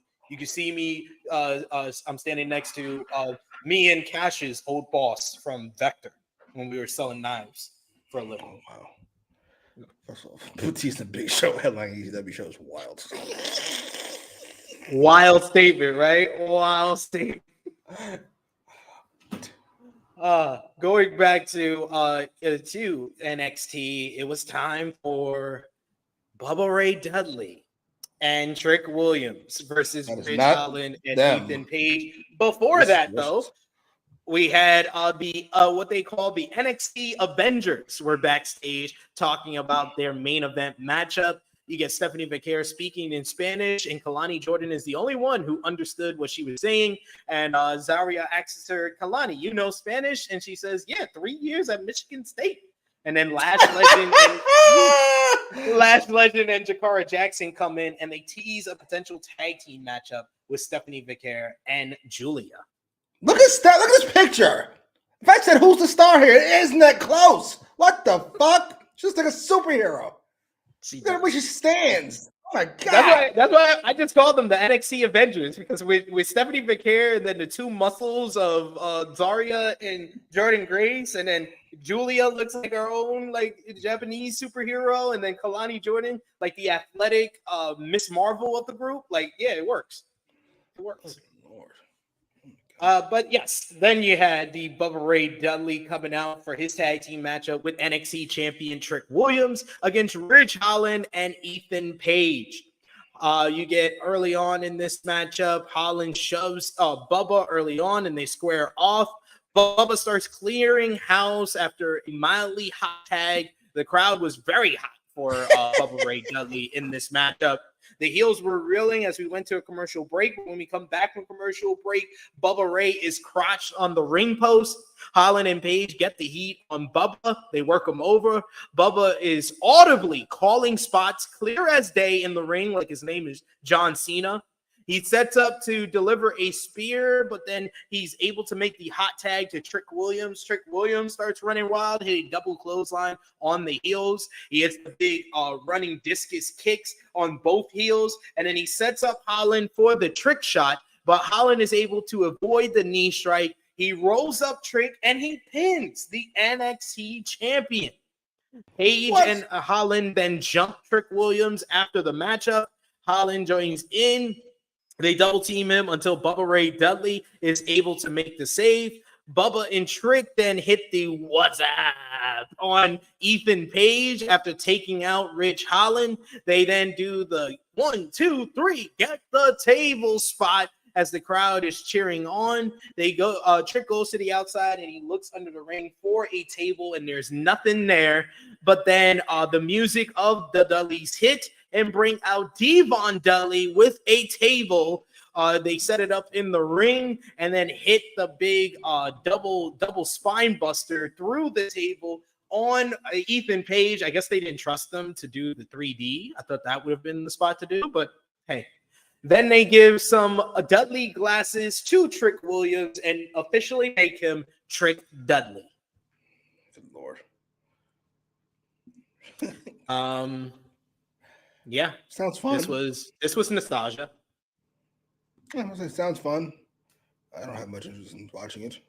I didn't either. I made the decision last week to review this show, so I had to watch it, and it was what I expected it to be. Except I didn't expect Ridge Holland to get the win. We're really scraping the bottom of the barrel. No disrespect, sir. Which is good, because that means Obafemi is no longer needed on this roster. Otherwise, this means that they're waiting for Oba until Stand and Deliver. Don't do this. WrestleMania weekend, Oba wins the championship. We're not putting that into the universe. He said his goodbyes, whatever the fuck. He's leaving, and he'll be on the show shortly.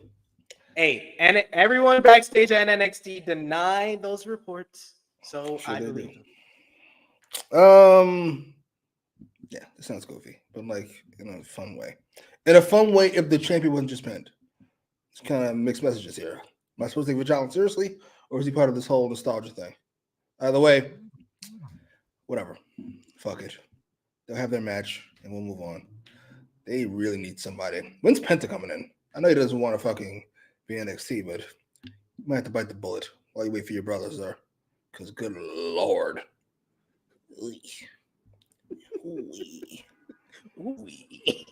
Penta and Trick Williams for 6 months, because good Lord. I mean, Penta could at least get a good match out of Trick, though. Yeah. Good match. You can take the belt. You can have some fun matches with other people. Trick can take the belt back, and then you can go to the main roster. There you go. Sounds good to me. Sounds fine to me.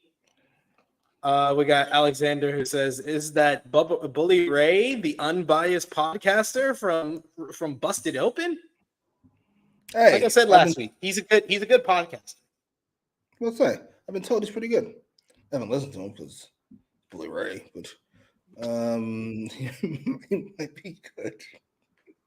I'm sorry, I'm very biased. Go ahead. I think this is a good question. Y'all know they're gonna do Ridge Holland versus Trick Williams. Like, who asked for Ridge Holland to be in the title picture? Like, seriously. Okay, you don't have Obafemi. We're really scraping the bottom of the barrel. Okay, you don't have Obafemi. You're Shawn Michaels. You don't have Obafemi. What's your move? Besides not Rich Holland. We know it's not Rich Holland. Wes Lee? Javon Evans. Javon Evans got over. He can have a scrappy little babyface versus babyface match. Oh. Yeah, you could have a babyface versus babyface match and then come up short and that you gain something from it. You're building to the future at least. All right.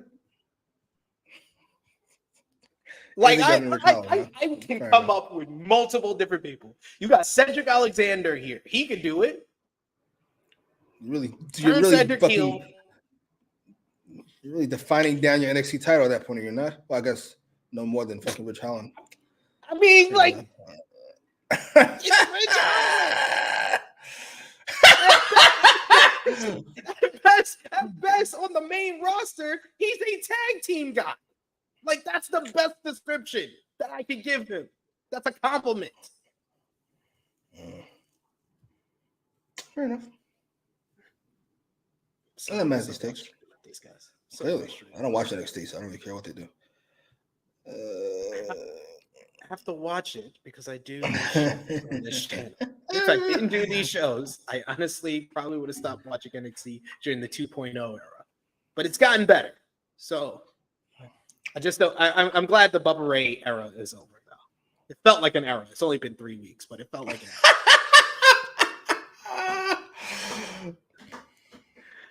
era.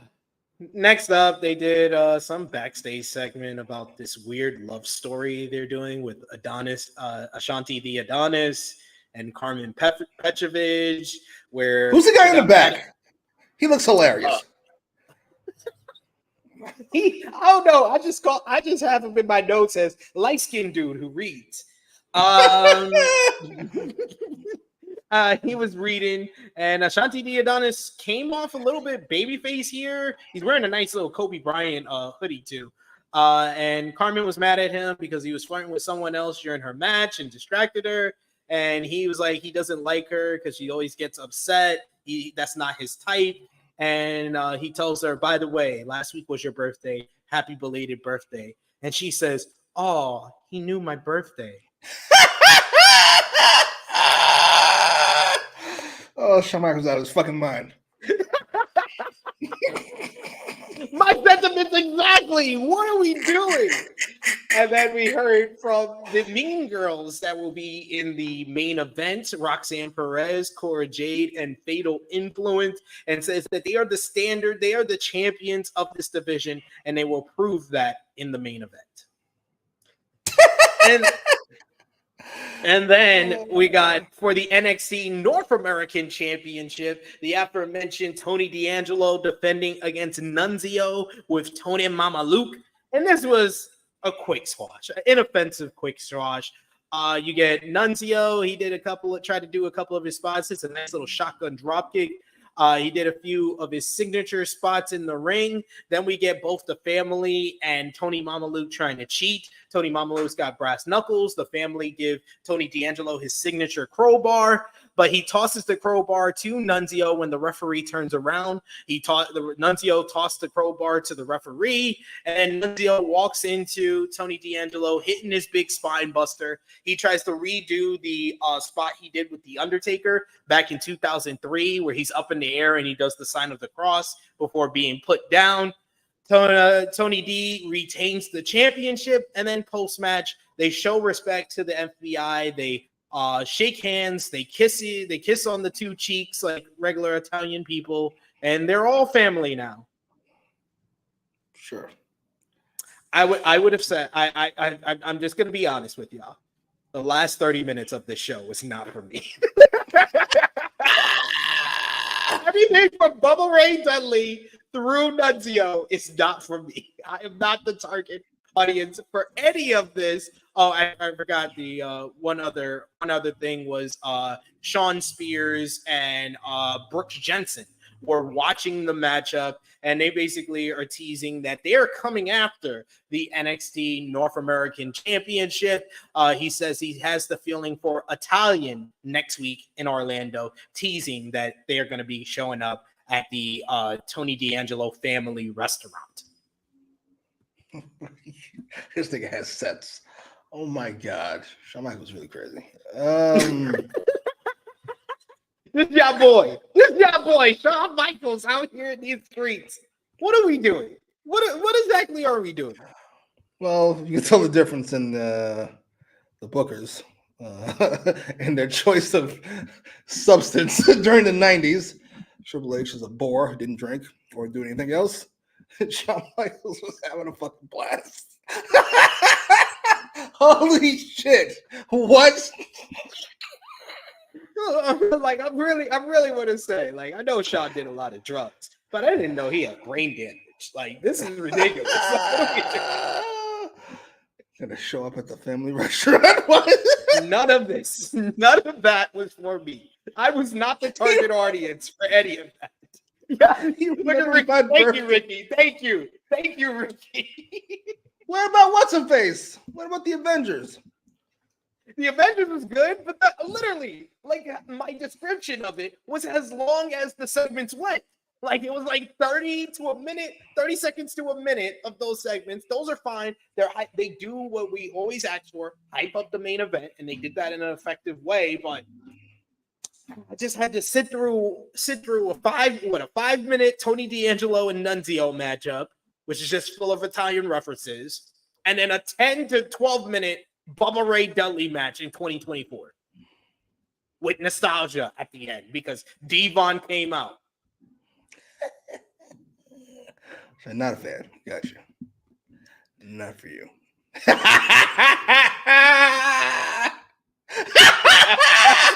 You're right.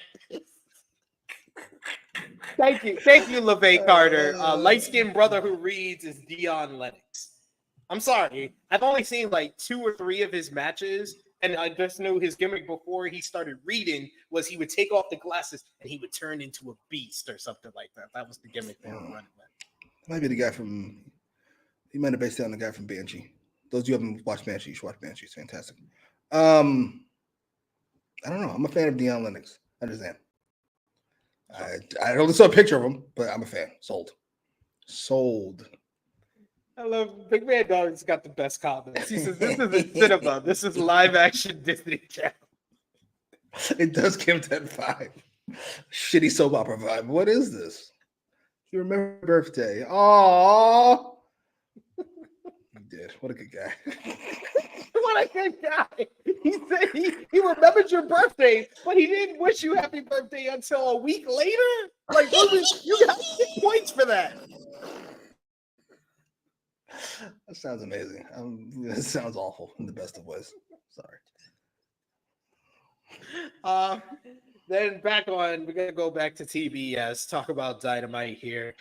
We get a Full Gear 4-way contender series graphic is shown after Private Party won the AEW World Tag Team Championships on last week's show. They will now defend the titles in their first defense in a 4-way matchup, starting with this Saturday's AEW Collision, which will have the Outrunners going against the Top Flight. Then next week on Dynamite, we will have FTR versus the House of Black. That should be really good. Next week on Collision, we got La Faction Ingobernables versus the Acclaim, and the winners of those 3 matches will be the challengers for Private Party at Full Gear. Sure. Who do you think wins those? Put that up again. I deleted it. It's Outrunners versus Top Flight on Saturday. Who you got? Outrunners. FTR versus House of Black next Wednesday. FTR. La Faction Ingobernables versus the Acclaim next Saturday. Let's go with the Acclaim. And then obviously I'm going to go with LFI to continue the Acclaim ascension. Right, I forgot they were doing a thing. No, well, sure. I don't really care one way or the other. Actually, that's not true. I hope they break up. That's not true. I distinctly hope they break up. Is that on second thought? No, I need them to break up. Please and thank you. And then Max and no, I'm sorry. I know we need a pen guy. We need a guy to get pinned. Yes, it is. Everybody should watch Banshee.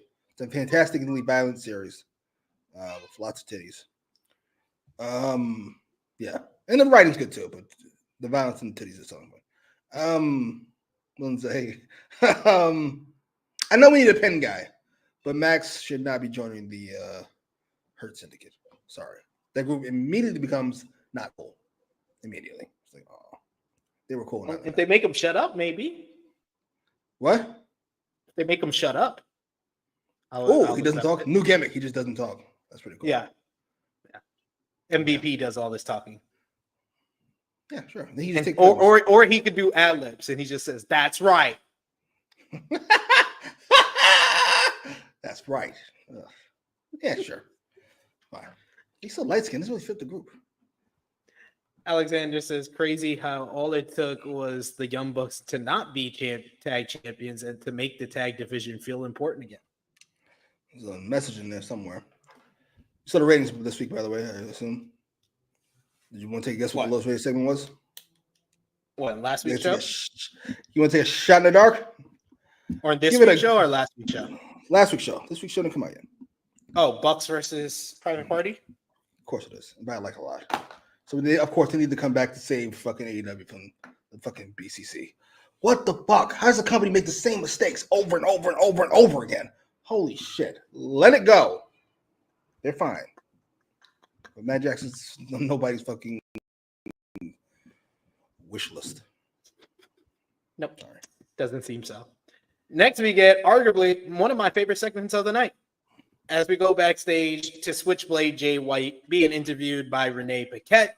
She asks him about the vile things Hangman Adam Page said about him last week. As White was running down what Page said, Page comes out of nowhere and charges at Switchblade. The two start brawling into the arena. Page beat down a security guard, allowing White to grab a chair. He tried for the home run shot, but Page tackled him into the barricade. The two men are just going at it in a very intense brawl. Look at that picture. Woo. Yes, great picture here. Very intense brawl here. Page then tries to trap Switchblade's ankle in the barricade and was about to use a chair on it, but then Juice Robinson ran in to make the save. White got free. He starts brawling with Page into the ring, but Hangman escapes into the crowd, limping while he's doing so, still selling the leg from Wrestle Dream.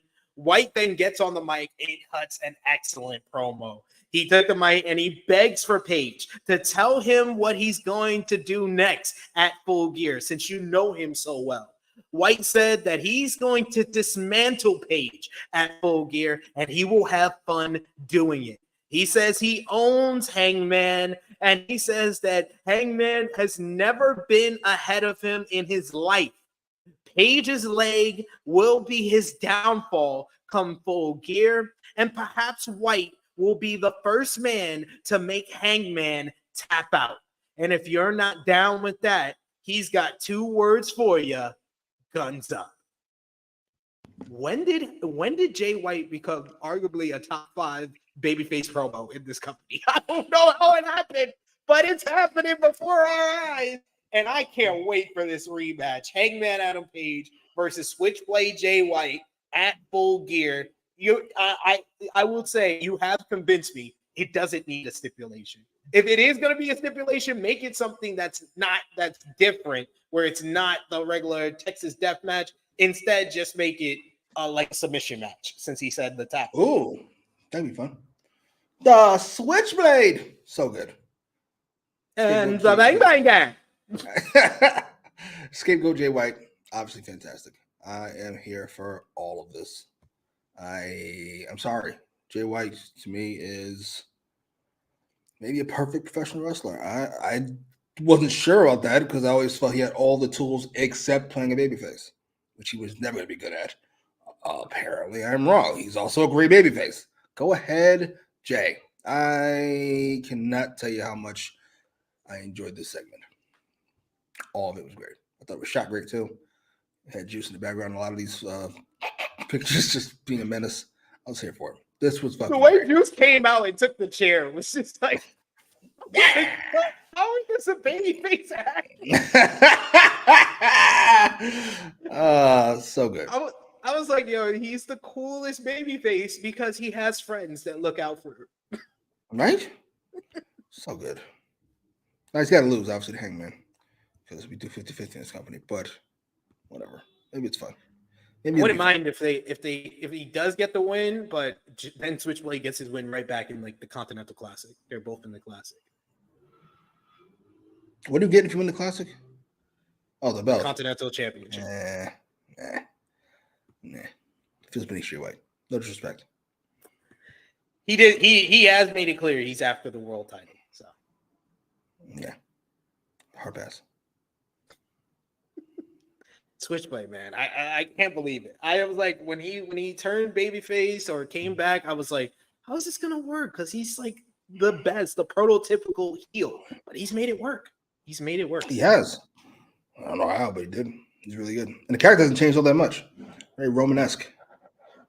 Yes. We do got a super chat donation here from Bell. Thank you so much, Bell. We always appreciate your support here. Thank you. Fuck you. Bye. Bell says, just a lesson in culture. The double kiss on the cheek is not just an Italian thing. It's a Mediterranean. I would know because I'm Turkish crypto or crypto. You could probably say it. I can't. And I've been doing it all my life whenever I see someone. Okay. I'm always open to lessons. That's a question when you like explain to people.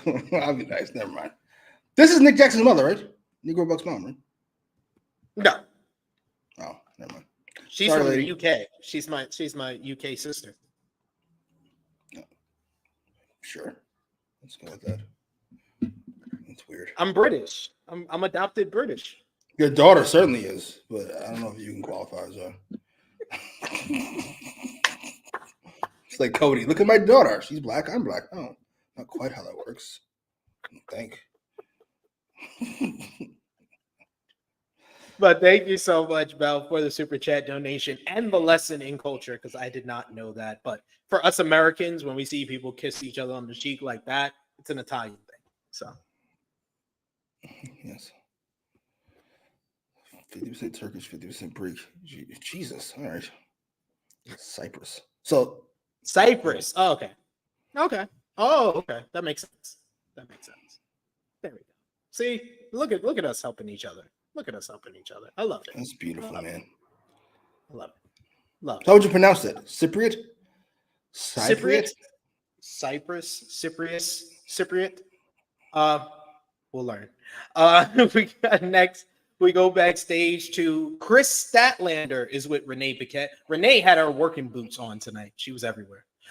She just appears for like 2 seconds, where she arrives to the arena 90 minutes into the show. She asks her about her recently announced matchup for the TBS title against Mercedes Mone. Statlander says she can't wait for Full Gear, where she'll become TBS champion. She walks off screen, and we hear a car screech. And we see that Statlander has jumped out of the way of a truck being driven by Camille. Monet was in the passenger seat and scolded Camille for missing her. What? Ordering her to go after Statlander. She was unsuccessful as Statlander fought off both Camille, slamming her arm in a door, and then she hit a rock bottom on Mercedes Monet on the hood of the car. Mercedes showing more cracks in her partnership with Camille ahead of the big title match coming up at Full Gear, November 23rd. It will be Mercedes Monet defending against Chris Statlander.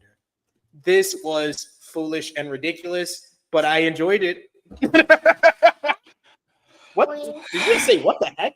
What the heck? That one. Say hi to Jimmy. Punching me on Hello. Let me get it for you. Let's get it. We gonna get that. Which one?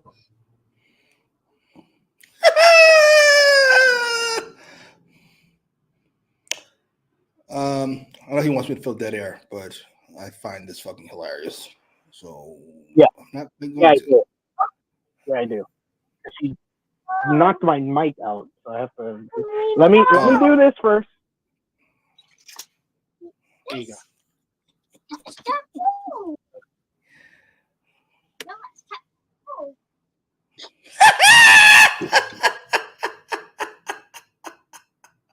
Sorry, just screeching into the microphone. That's fucking hilarious. Accent really came through. I was like, wow, there it is.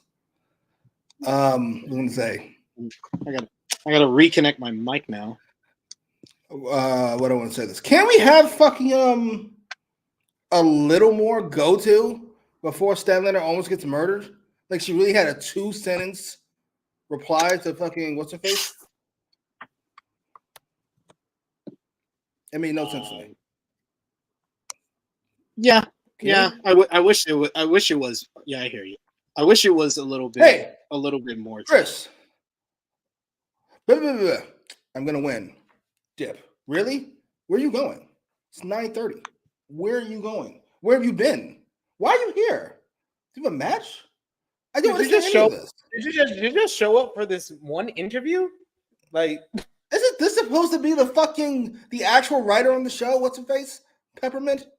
yeah. This is what you got? This is the brilliant job? And then she gets murdered. And then, of course, Mercedes is fucking confessing to attempted homicide right in front of a camera. Because, of course, she is. What are we doing? I was like, this felt like Shawn Michaels booked it. I really want them to like have a cop questioning Mercedes and Camille next week. Yes, please. You missed her. That will say. Murderous Mercedes is probably the best version. I bought all of it. I was like, how dare you miss her? How dare you not murder her? And of course, this mom is willing to murder somebody because Mercedes pays her? Does she pay you for murder? What are we doing? I'm so confused. It was so goofy, but I was entertained. I laughed. At least I laughed. I'll give them that. I laughed. Wait a minute. When they're doing goofy shit over there, he's got the family restaurant. That's ridiculous.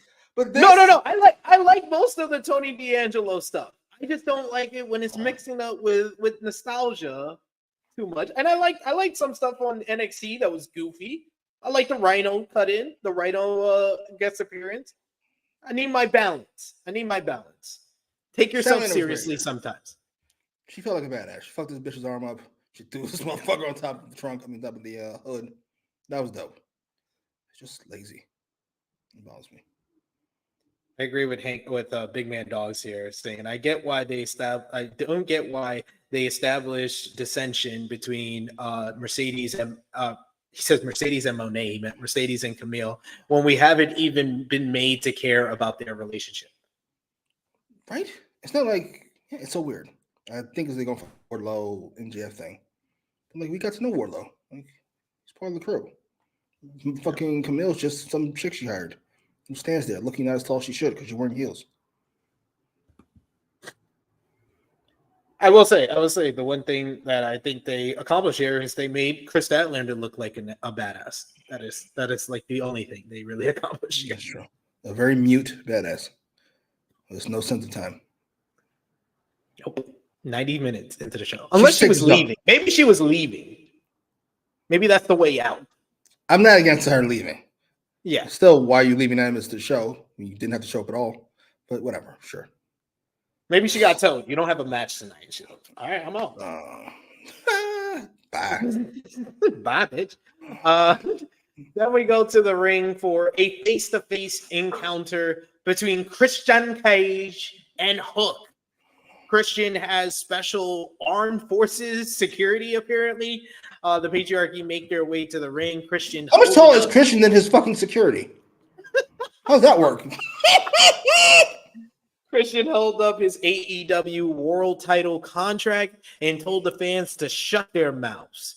Cage said security were at the aisles for Hook's protection before officially welcoming Kip Sabian to the family. He says he thought for many weeks that Kip Sabian was just like all of you, fatherless losers. But he says that there was one moment that convinced him that Kip was a little bit more.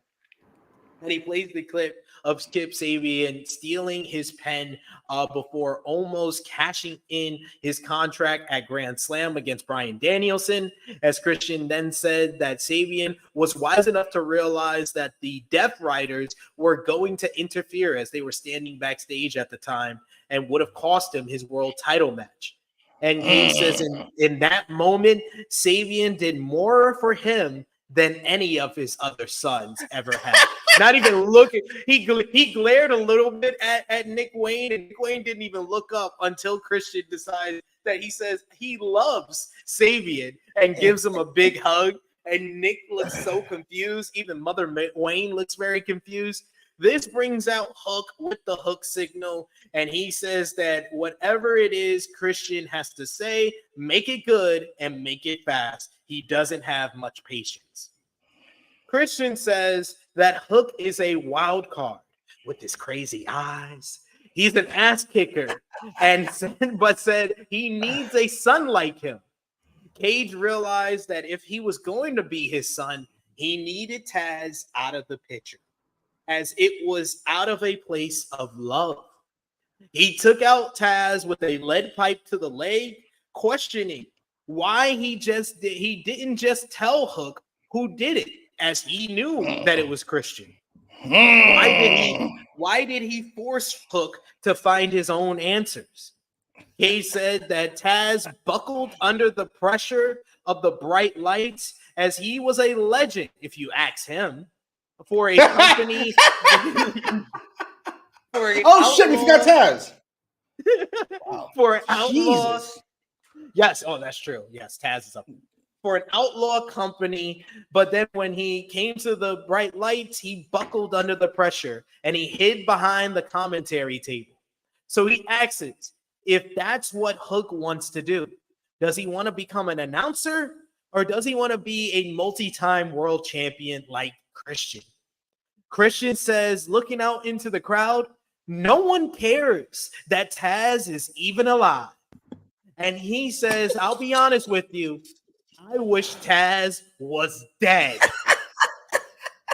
Hook broke through the security, but the patriarchy fought back. But Hook was taking care of most of the patriarchy. He even locks Christian in the red room until Nick Wayne is able to drag him away. The security force comes into the ring, and Hook hits suplexes and kicks all their asses, and then chokes out the last security guard as Christian and the patriarchy look on. And Christian says, yeah, he's a wild card. Yeah. He's smiling at the entrance way as Hook stands tall in the ring, screaming he wants him one-on-one. This may have been my favorite segment of the night. They took a storyline that I couldn't care less about and made it so interesting. They filled in so many logic gaps in this whole story. And they didn't fix the whole, like we said, we thought that Kip Sabian should have been the one who attacked Taz. But Christian made up for it with this promo that he had to get him out the way so he could be the father of Hook, because he wants Hook to be one of his sons. He needs a son like that if he's going to become the AEW World Champion. They tie everything in such a neat bow, accepting Kip Sabian into the family. Now Nick Wayne is in the kill switch position as the son that's being neglected. Every Christian was in his bag. He went back to early 2024, late 2023 Christian, but he was the best character on this show again in this one segment. I loved it. Spoiler alert, MVP of Relative Ease. Never that difficult. Sorry, no disrespect to anybody. It's fucking good. And Big Mid, no, just hit it. This is an actual story. I was like, holy shit. Shit is happening. Shit is moving. One thing leads to another thing. We're going to fill in the gap. Fucking saving Christian from ruining his cash-in is a great bit of storytelling. I love that. Yeah. I loved all of this. I was confused. I was like, oh, the Death Riders are there. So they were going to get involved. But this is where I said, sometimes you have to hit us over the head with it and tell us what's everything going on. And they did that. Fucking great. I just didn't know he was going to be on one when he said, Keep saving me. It's just like all of you, a fatherless loser. This is the son he loves so much, by the way. A fatherless loser. What? Oh my God, that was fucking fantastic. And then shitting on Taz, always a win. Yes, Taz used to be amazing as a commentator. He used to be great as a wrestler. He's not of those things anymore. He's a waste of space. So shitting on Taz is a big win for me. I loved all of this. I can't imagine even being in this spot. I thought Chris was kind of, I'm not gonna say I was over him, but we kind of heard all this stuff before. Like, he's not as outrageous. He's just carrying around his thing. Yeah. Then right here, he knocks out the park again, reclaiming the throne as one of the most entertaining motherfuckers on the show. This was great. I don't know what I want from this. I don't particularly care about a Christian Hook match, but I'm interested in everything that happens before it. I'm so curious. Please and thank you. Sold. I'm so sold. So sold. Loved every minute of this. This was great. And he didn't attack Hook, by the way. Hook attacked him. No. Christian did with his hands No. on him. Oh. Protecting his son. Protecting his son. He's a good father. He's such a good father. Such a good father. Looking out for his son. Oh my God. Such a great segment. Such a great segment. All right, we got to go back over to the USA Network and NXT as we're closing out shop over there. We first go backstage to last week when Lexis King had William Regal in his corner for his Heritage Cup matchup. Regal says that he's doing things his way, and he appreciates that Lexis King didn't want to take the easy way out. He says farewell and good luck to Lexis King. Then his son comes into the picture, Charlie Dempsey, and the No Quarter Catch Crew. Regal remarks to Dempsey that King may not be like his father's son, but are you? Dempsey says that time will tell. There's an inside joke there because Regal is Charlie Dempsey's father. But then he looks at the other two in the No Quarter Catch Crew, and he says the tag team division is wide open, and they need to make their claim to that. So giving them some motivation. Then we get a couple of backstage or pre-tape vignette. First, a pre-tape vignette with Maga the Stallion, a.k.a. Nikita Lyons. She talks about taking her claim and doing things differently in this second run with NXT coming back from injury. And she's going to take out Adriana Rizzo next week. That match was made official earlier in the day. And then we saw backstage Fraxia, Nathan Frazier and Axiom, meeting up with Ava, who lets them know that she has a big meeting with the tag team division next week, and she will let them know who their next challengers will be after successful defense in last week's great main event. And Nathan Frazier, once again, proven to be kind of a heel, as he basically says that, oh, we got the week off. Good for that, as Axiom wants to prepare for who their next challengers are going to be. Look at Triple H's face in the fucking background of that picture. That's his face watching fucking NXT. What the fuck is this shit? Oh, man. It's fantastic. Great stuff. Sounds fun. Yeah, this was fine. But what was really good on this show was the main event. You had in the main event 10-woman tag team matchup. The NXT Avengers of former TNA Knockouts World Champion Jordynne Grace, Stephanie Vaquer, Julia, Kalani Jordan, and ZARIA versus NXT Women's North American Champion Fallon Henley, JC Jane, Jasmine Nix, Cora Jade, and NXT Women's Champion Roxanne Perez. ECW legend, ECW original Francine was in the front row for our main event, and this turned out to be a damn good matchup. Everyone getting the opportunity to shine. We get all 10 women facing off and doing a little standoff in the ring before everything kind of breaks down. Early on, we get Fallon and Kalani. You got Stephanie Vaquer getting the tag in, looking good, hitting a beautiful 619 at another point. We get all of the women coming in, and a big brawl breaks out with everyone involved before we settle in. They get the heat on Kalani Jordan for a bit. She's kept from her corner. She's the babyface in peril before making the hot tag to Jordynne Grace. Jordynne Grace is like a house of fire coming in. She hits a big Vader bomb for a near fall on Jade. Lash Legend and Jakara Jackson, though, then show up to ringside as they want to get in the face of Julia and Stephanie Vicaire. They take care of them with some high-flying offense, taking them out, which basically takes them out of play in the matchup. Everyone starts hitting their big moves in the middle of the ring, a move train. It leaves Roxanne Perez alone with Zarya and Jordan Grace, but Roxanne is able to move out the way where Zarya accidentally hits a spear on Jordan Grace, which I think is probably teasing a one-on-one matchup between those two. But Perez is not able to take advantage. She goes for pop rocks, but Zarya is able to reverse. She eventually hits the F5 for the 1-2-3. Zarya has pinned the NXT Women's Champion. So now Stephanie Vicaire's pinned her, Zarya's pinned her. So I assume we're getting a triple threat or a four-way, probably LeBron, D-Wade, and Bosch versus Roxanne Perez, the big three of NXT. The big signings against Roxanne Perez will be a big matchup that they set up soon. But the babyface Avengers get the win here. This had some really good wrestling throughout. And like I said, I like the fact that everyone got a spotlight in this one. And then it also, like we said earlier, it was announced Fallon Henley will defend the NXT Women's North American Championship next week against Kalani Jordan. So really good matchup to close out NXT this week. Who do you think is... go ahead. No, go ahead. So those black and white photos they use for NXT, like I always see them on Twitter, those are fantastic. But these ones they have up here, those are ass. I'm sorry, go ahead.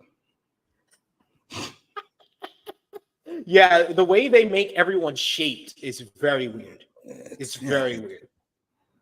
Yeah. Fucking teenager Photoshop. It stinks. No disrespect. Teenager Photoshop. Oh. I don't think Sean makes the graphics, to be fair. So we can't. But yeah, a lot of fun in this one. Who would you say is? How would you give if you had to choose out of these 10 women? Who would be your top 5 to build a company around women's division? Stephanie Vicaire, number 1. It's not that close. No disrespect to anybody. Stephanie Vicaire. Then it's probably Julia. I've seen enough where I do like her. How old is Jordan Grace? 30. Jordan Grace is 26. 26? 26, 27, I think. Yeah. The fuck? I'm sure she did look and sound 26 before the whole situation. But that's outrageous. outrageous. She's not look nor sound 26. It sounds like a 53-year-old smoker. But Yo, it's too funny because my missus came in the room while they were talking backstage, and she was like, "Who is that?" She was like, "Okay." Come on, man. Why do we assume she's on steroids? Why do you not? Get the fuck out of here. Then those two, and then Roxanne, and then shit. I guess Jordan Grace. And then you can pick number 5. It's not really important. What's next though? What's next for them? Oh yeah, you said a fatal 4-way, maybe a triple threat. I did a 6. Yeah, I think maybe like a fatal 4-way if you throw Julia in there. Would Since you she have got cheated out her first opportunity? Right. Would you have Roxanne retain? I think I might. Whenever it's not 101, I think I just have Roxanne keep retaining. Fuck it. Sorry. Oh, King Ellie says she's 28, Jordan Grace. Yeah, she's got a whole career ahead of her coming to WWE in January. And yes, my mistake. It's the CW. I really don't care, Bill. I'll be honest with you. That's why I just say USA. I watch it on a streaming site because I'm in the UK. I don't know what channel it is. She's never failed a test. That's very true. She's never failed a drug test. Her and Scott Steiner are as clean as they could possibly be. Do they do drug tests? As soon as I fucking said that, he dropped Scott Steiner. That was my immediate thought. She looks like a female Scott Steiner. She certainly does. She's big mommy pump. Gotcha. Yeah. This is fun. This is a great division they've got there. In fact, all-time division. Best ever. If we're not going to count WWE as one thing, then yes, the best ever. So if you combine those two rosters, the WWE's female roster is kind of insane to look at. Yeah. We do got a super chat donation here from Will Chisholm. Thank you so much, Will. Appreciate the support. Weapon in hand, too. And Blackpool Combat Club, they better wear out Kenny as long as they can. Because Hangman's going to come out here. Will says, I think Julia is the end game to face Roxanne at Stand and Deliver. Roxanne won the title there, and Julia was watching her doing it. And also, she hasn't pinned her, but the other two has. When Stand and Deliver? Is that next? No, that's WrestleMania weekend. I don't see Roxanne getting out of this year with the title. Really? I think she gets called up in the Rumble. That'd be nice. That'd be nice. Sorry, I don't see it. I don't see what you guys see. I don't see it. Should it just jump off the screen like when you see Stephanie or you see Obafemi? You just go right away. That's a fucking star. How many matches do I need to see before I go? That's a fucking star. I go. That's pretty good. Watch a few more. She gave good to great matches to Lola Vice and Jada Parker. That's when I came around where I was like, nah, she's a vet. I mean, good matches have fucking Obafemi head. Who cares? I couldn't name one. Who gives a fuck? It's a fucking star. Look at him. Look at him. And look at him talk and walk. Star. Fair. All right. Let's finish up with AEW Dynamite. At the same time the women's match started, we got a whole women's match that ended in like the first 5 minutes of the women's match on the other show. It was Jamie Hayter going one-on-one with Penelope Ford. I like the fact that they gave Penelope Ford some early offense here, keeping Jamie Hayter on the back foot. But whenever Jamie Hayter grabbed a hold of Penelope Ford, she just murked her. She hits a big drop kick. She spikes her with a brain buster. She tries to go for a lariat, but Ford matrix out of it and hits a cutter for a nice near fall. Hayter fought out of a fireman's carry, and she just catches Penelope Ford, hits the Hayter raid for the 1-2-3 to pick up the victory here. Jamie Hayter still on her winning way. She's still undefeated since her return to AEW. Any thoughts? She's less and less over by the week. Stop bullshitting around with this. Just give her a big match and let's move on with life. She needs to change her look too. That's less likely to happen than fucking a push. Give me the fucking push. Or you ruin Jamie Hayter. The impossible. I thought it was impossible to ruin Wardlow. You did that. Don't ruin Jamie Hayter. Jesus fucking Christ. Make them. I will say the AEW women's division has slowed down quite a bit since All In. But I have hopes with my girl, Mina Shirakawa, coming back next week. Mina is coming. And we also got a QR code that was in black and white, which means that it's a QR code for Timeless Tony Storm. And I think Timeless Tony Storm and Mina Shirakawa coming back should help this women's division. Now they get the 940 spot every week.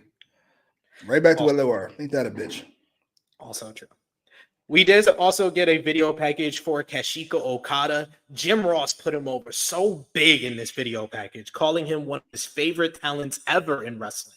Most people who are knowledgeable will have in their top 5 wrestlers of all time, says JR.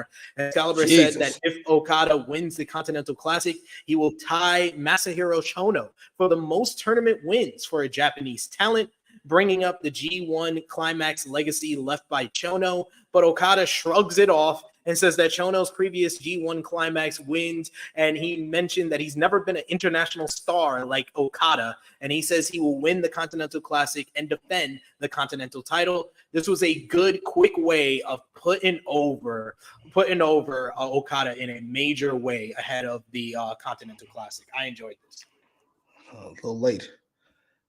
I totally forgot Okada was a star, and not just a star, like a mega star. Like a really big star, like the Cody over there. I forgot he was that guy because he's just here. Yeah, JR sold it big. Excalibur, not so much. You'd think he'd be a nerd for this kind of shit. He was not. He sounded bored. What the fuck? All right. Fair enough. Fair enough. It's okay. Wake up just a bit. Wake up. Well, we got another super chat donation here. This time from King Ellie Show. You are the king. We appreciate you. That's fucking bullshit. King Ellie Shell says, looks like Randy and Okada is the direction for WrestleMania Night 1, says WrestleVote. Holy shit. Cody got bumped to WrestleMania Night 1. You were right. You were right.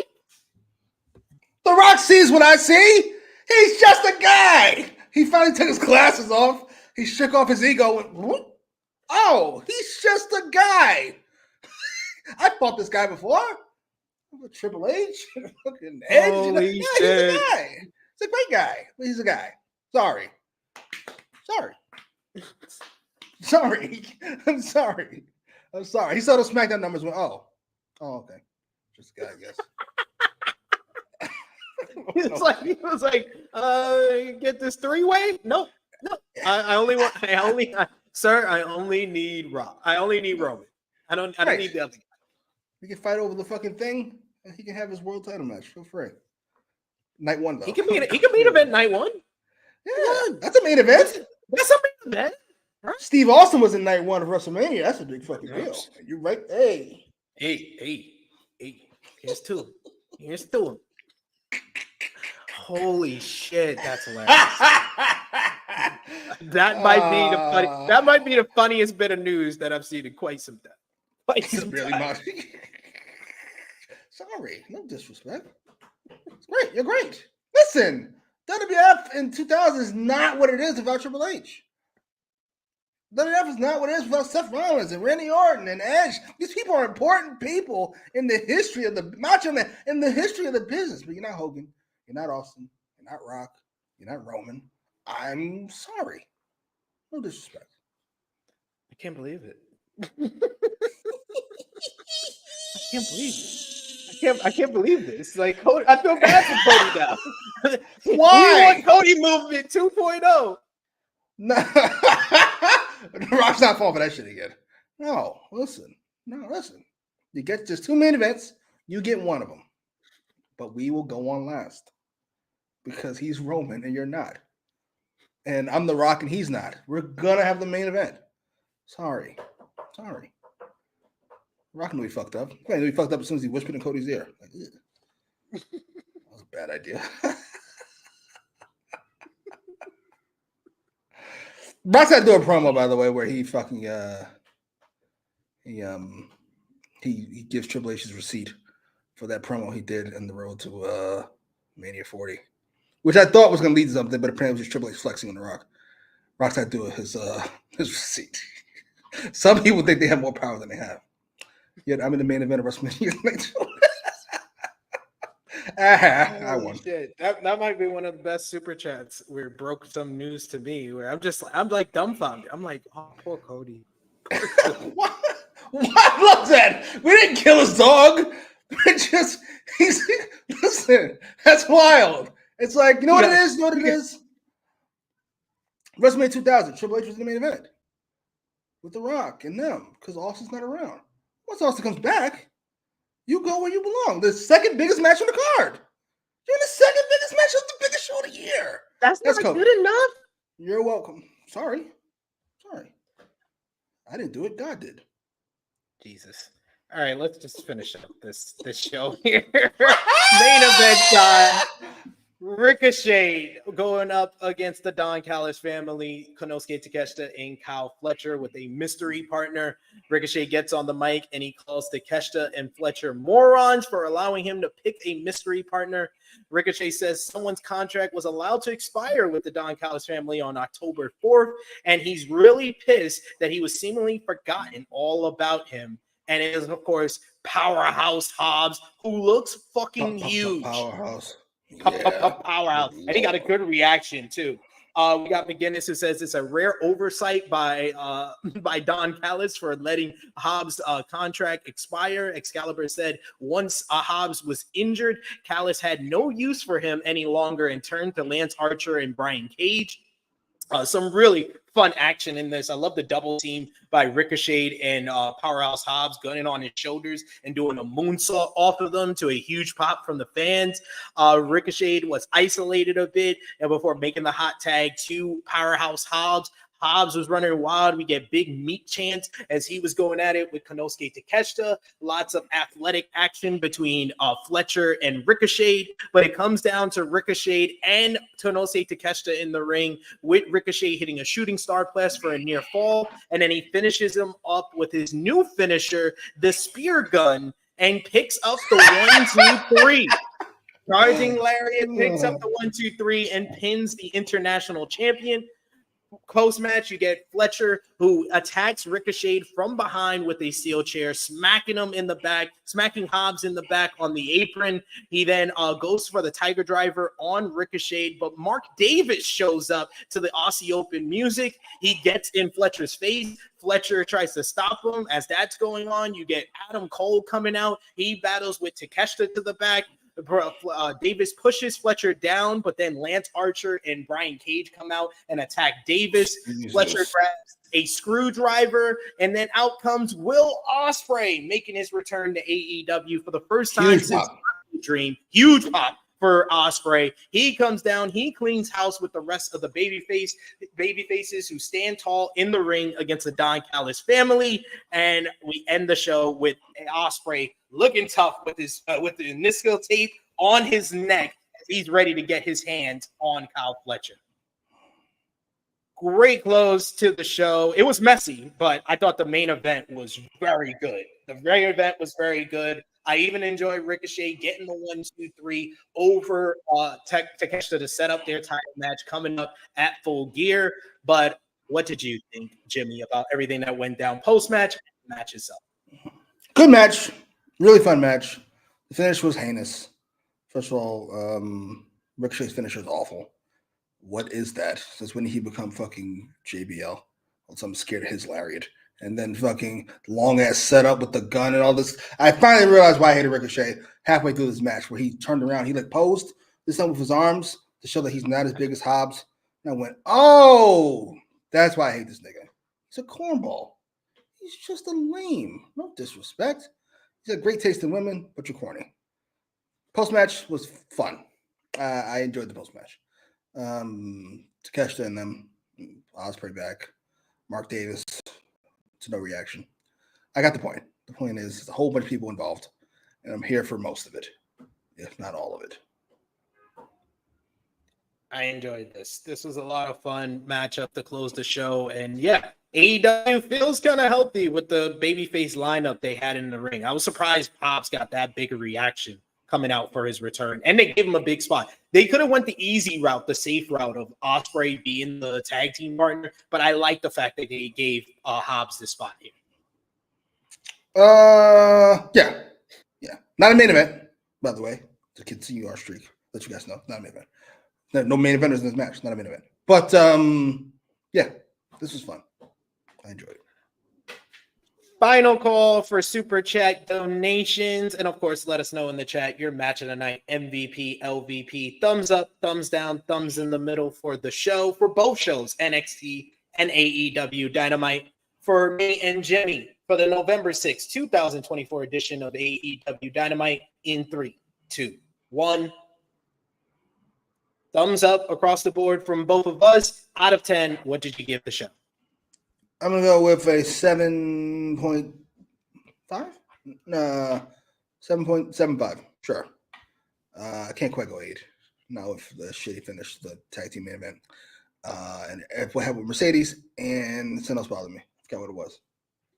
But yeah, everything. I enjoyed this more than last week's. We gave it a 7.5 to. So that's the number. I'm actually gonna give this one. What did I give last week? I gave last week an 8, right? Or 8.5. So I'll give this week. If I gave last week an 8, did I give it an 8 or 8.5? 8. I'll give it an 8. So yeah, I'll give this week a 7.5. This is a little bit down from Fright Night, but not by much. I really enjoyed this one. It was a fun show, and there was some good promo work, some good wrestling, and that's all I can ask for from a weekly show. For me, for WWE NXT, thumbs up, thumbs down, thumbs in the middle, I'm going to also give it a thumbs up. And out of 10, I'm going to give it a 7.5 out of 10. This was really propped up by the crowd, but the opener and the main event are must-watch matches, especially highlighting the best part of NXT, the women's division, and Wes Lee and Javon Evans was a lot of fun as well. And then you have nostalgia to pop the live crowd in Philly, so nothing to fret over there. What was... Huh? Too high. Everybody give it a 7.5. It's a big mid dogs. Not too high. Never happens. All right. What was your match of the night from Dynamite? Oi. Jesus. I'm gonna go with the main event. Actually, no, what? That finished up. I'm not doing that.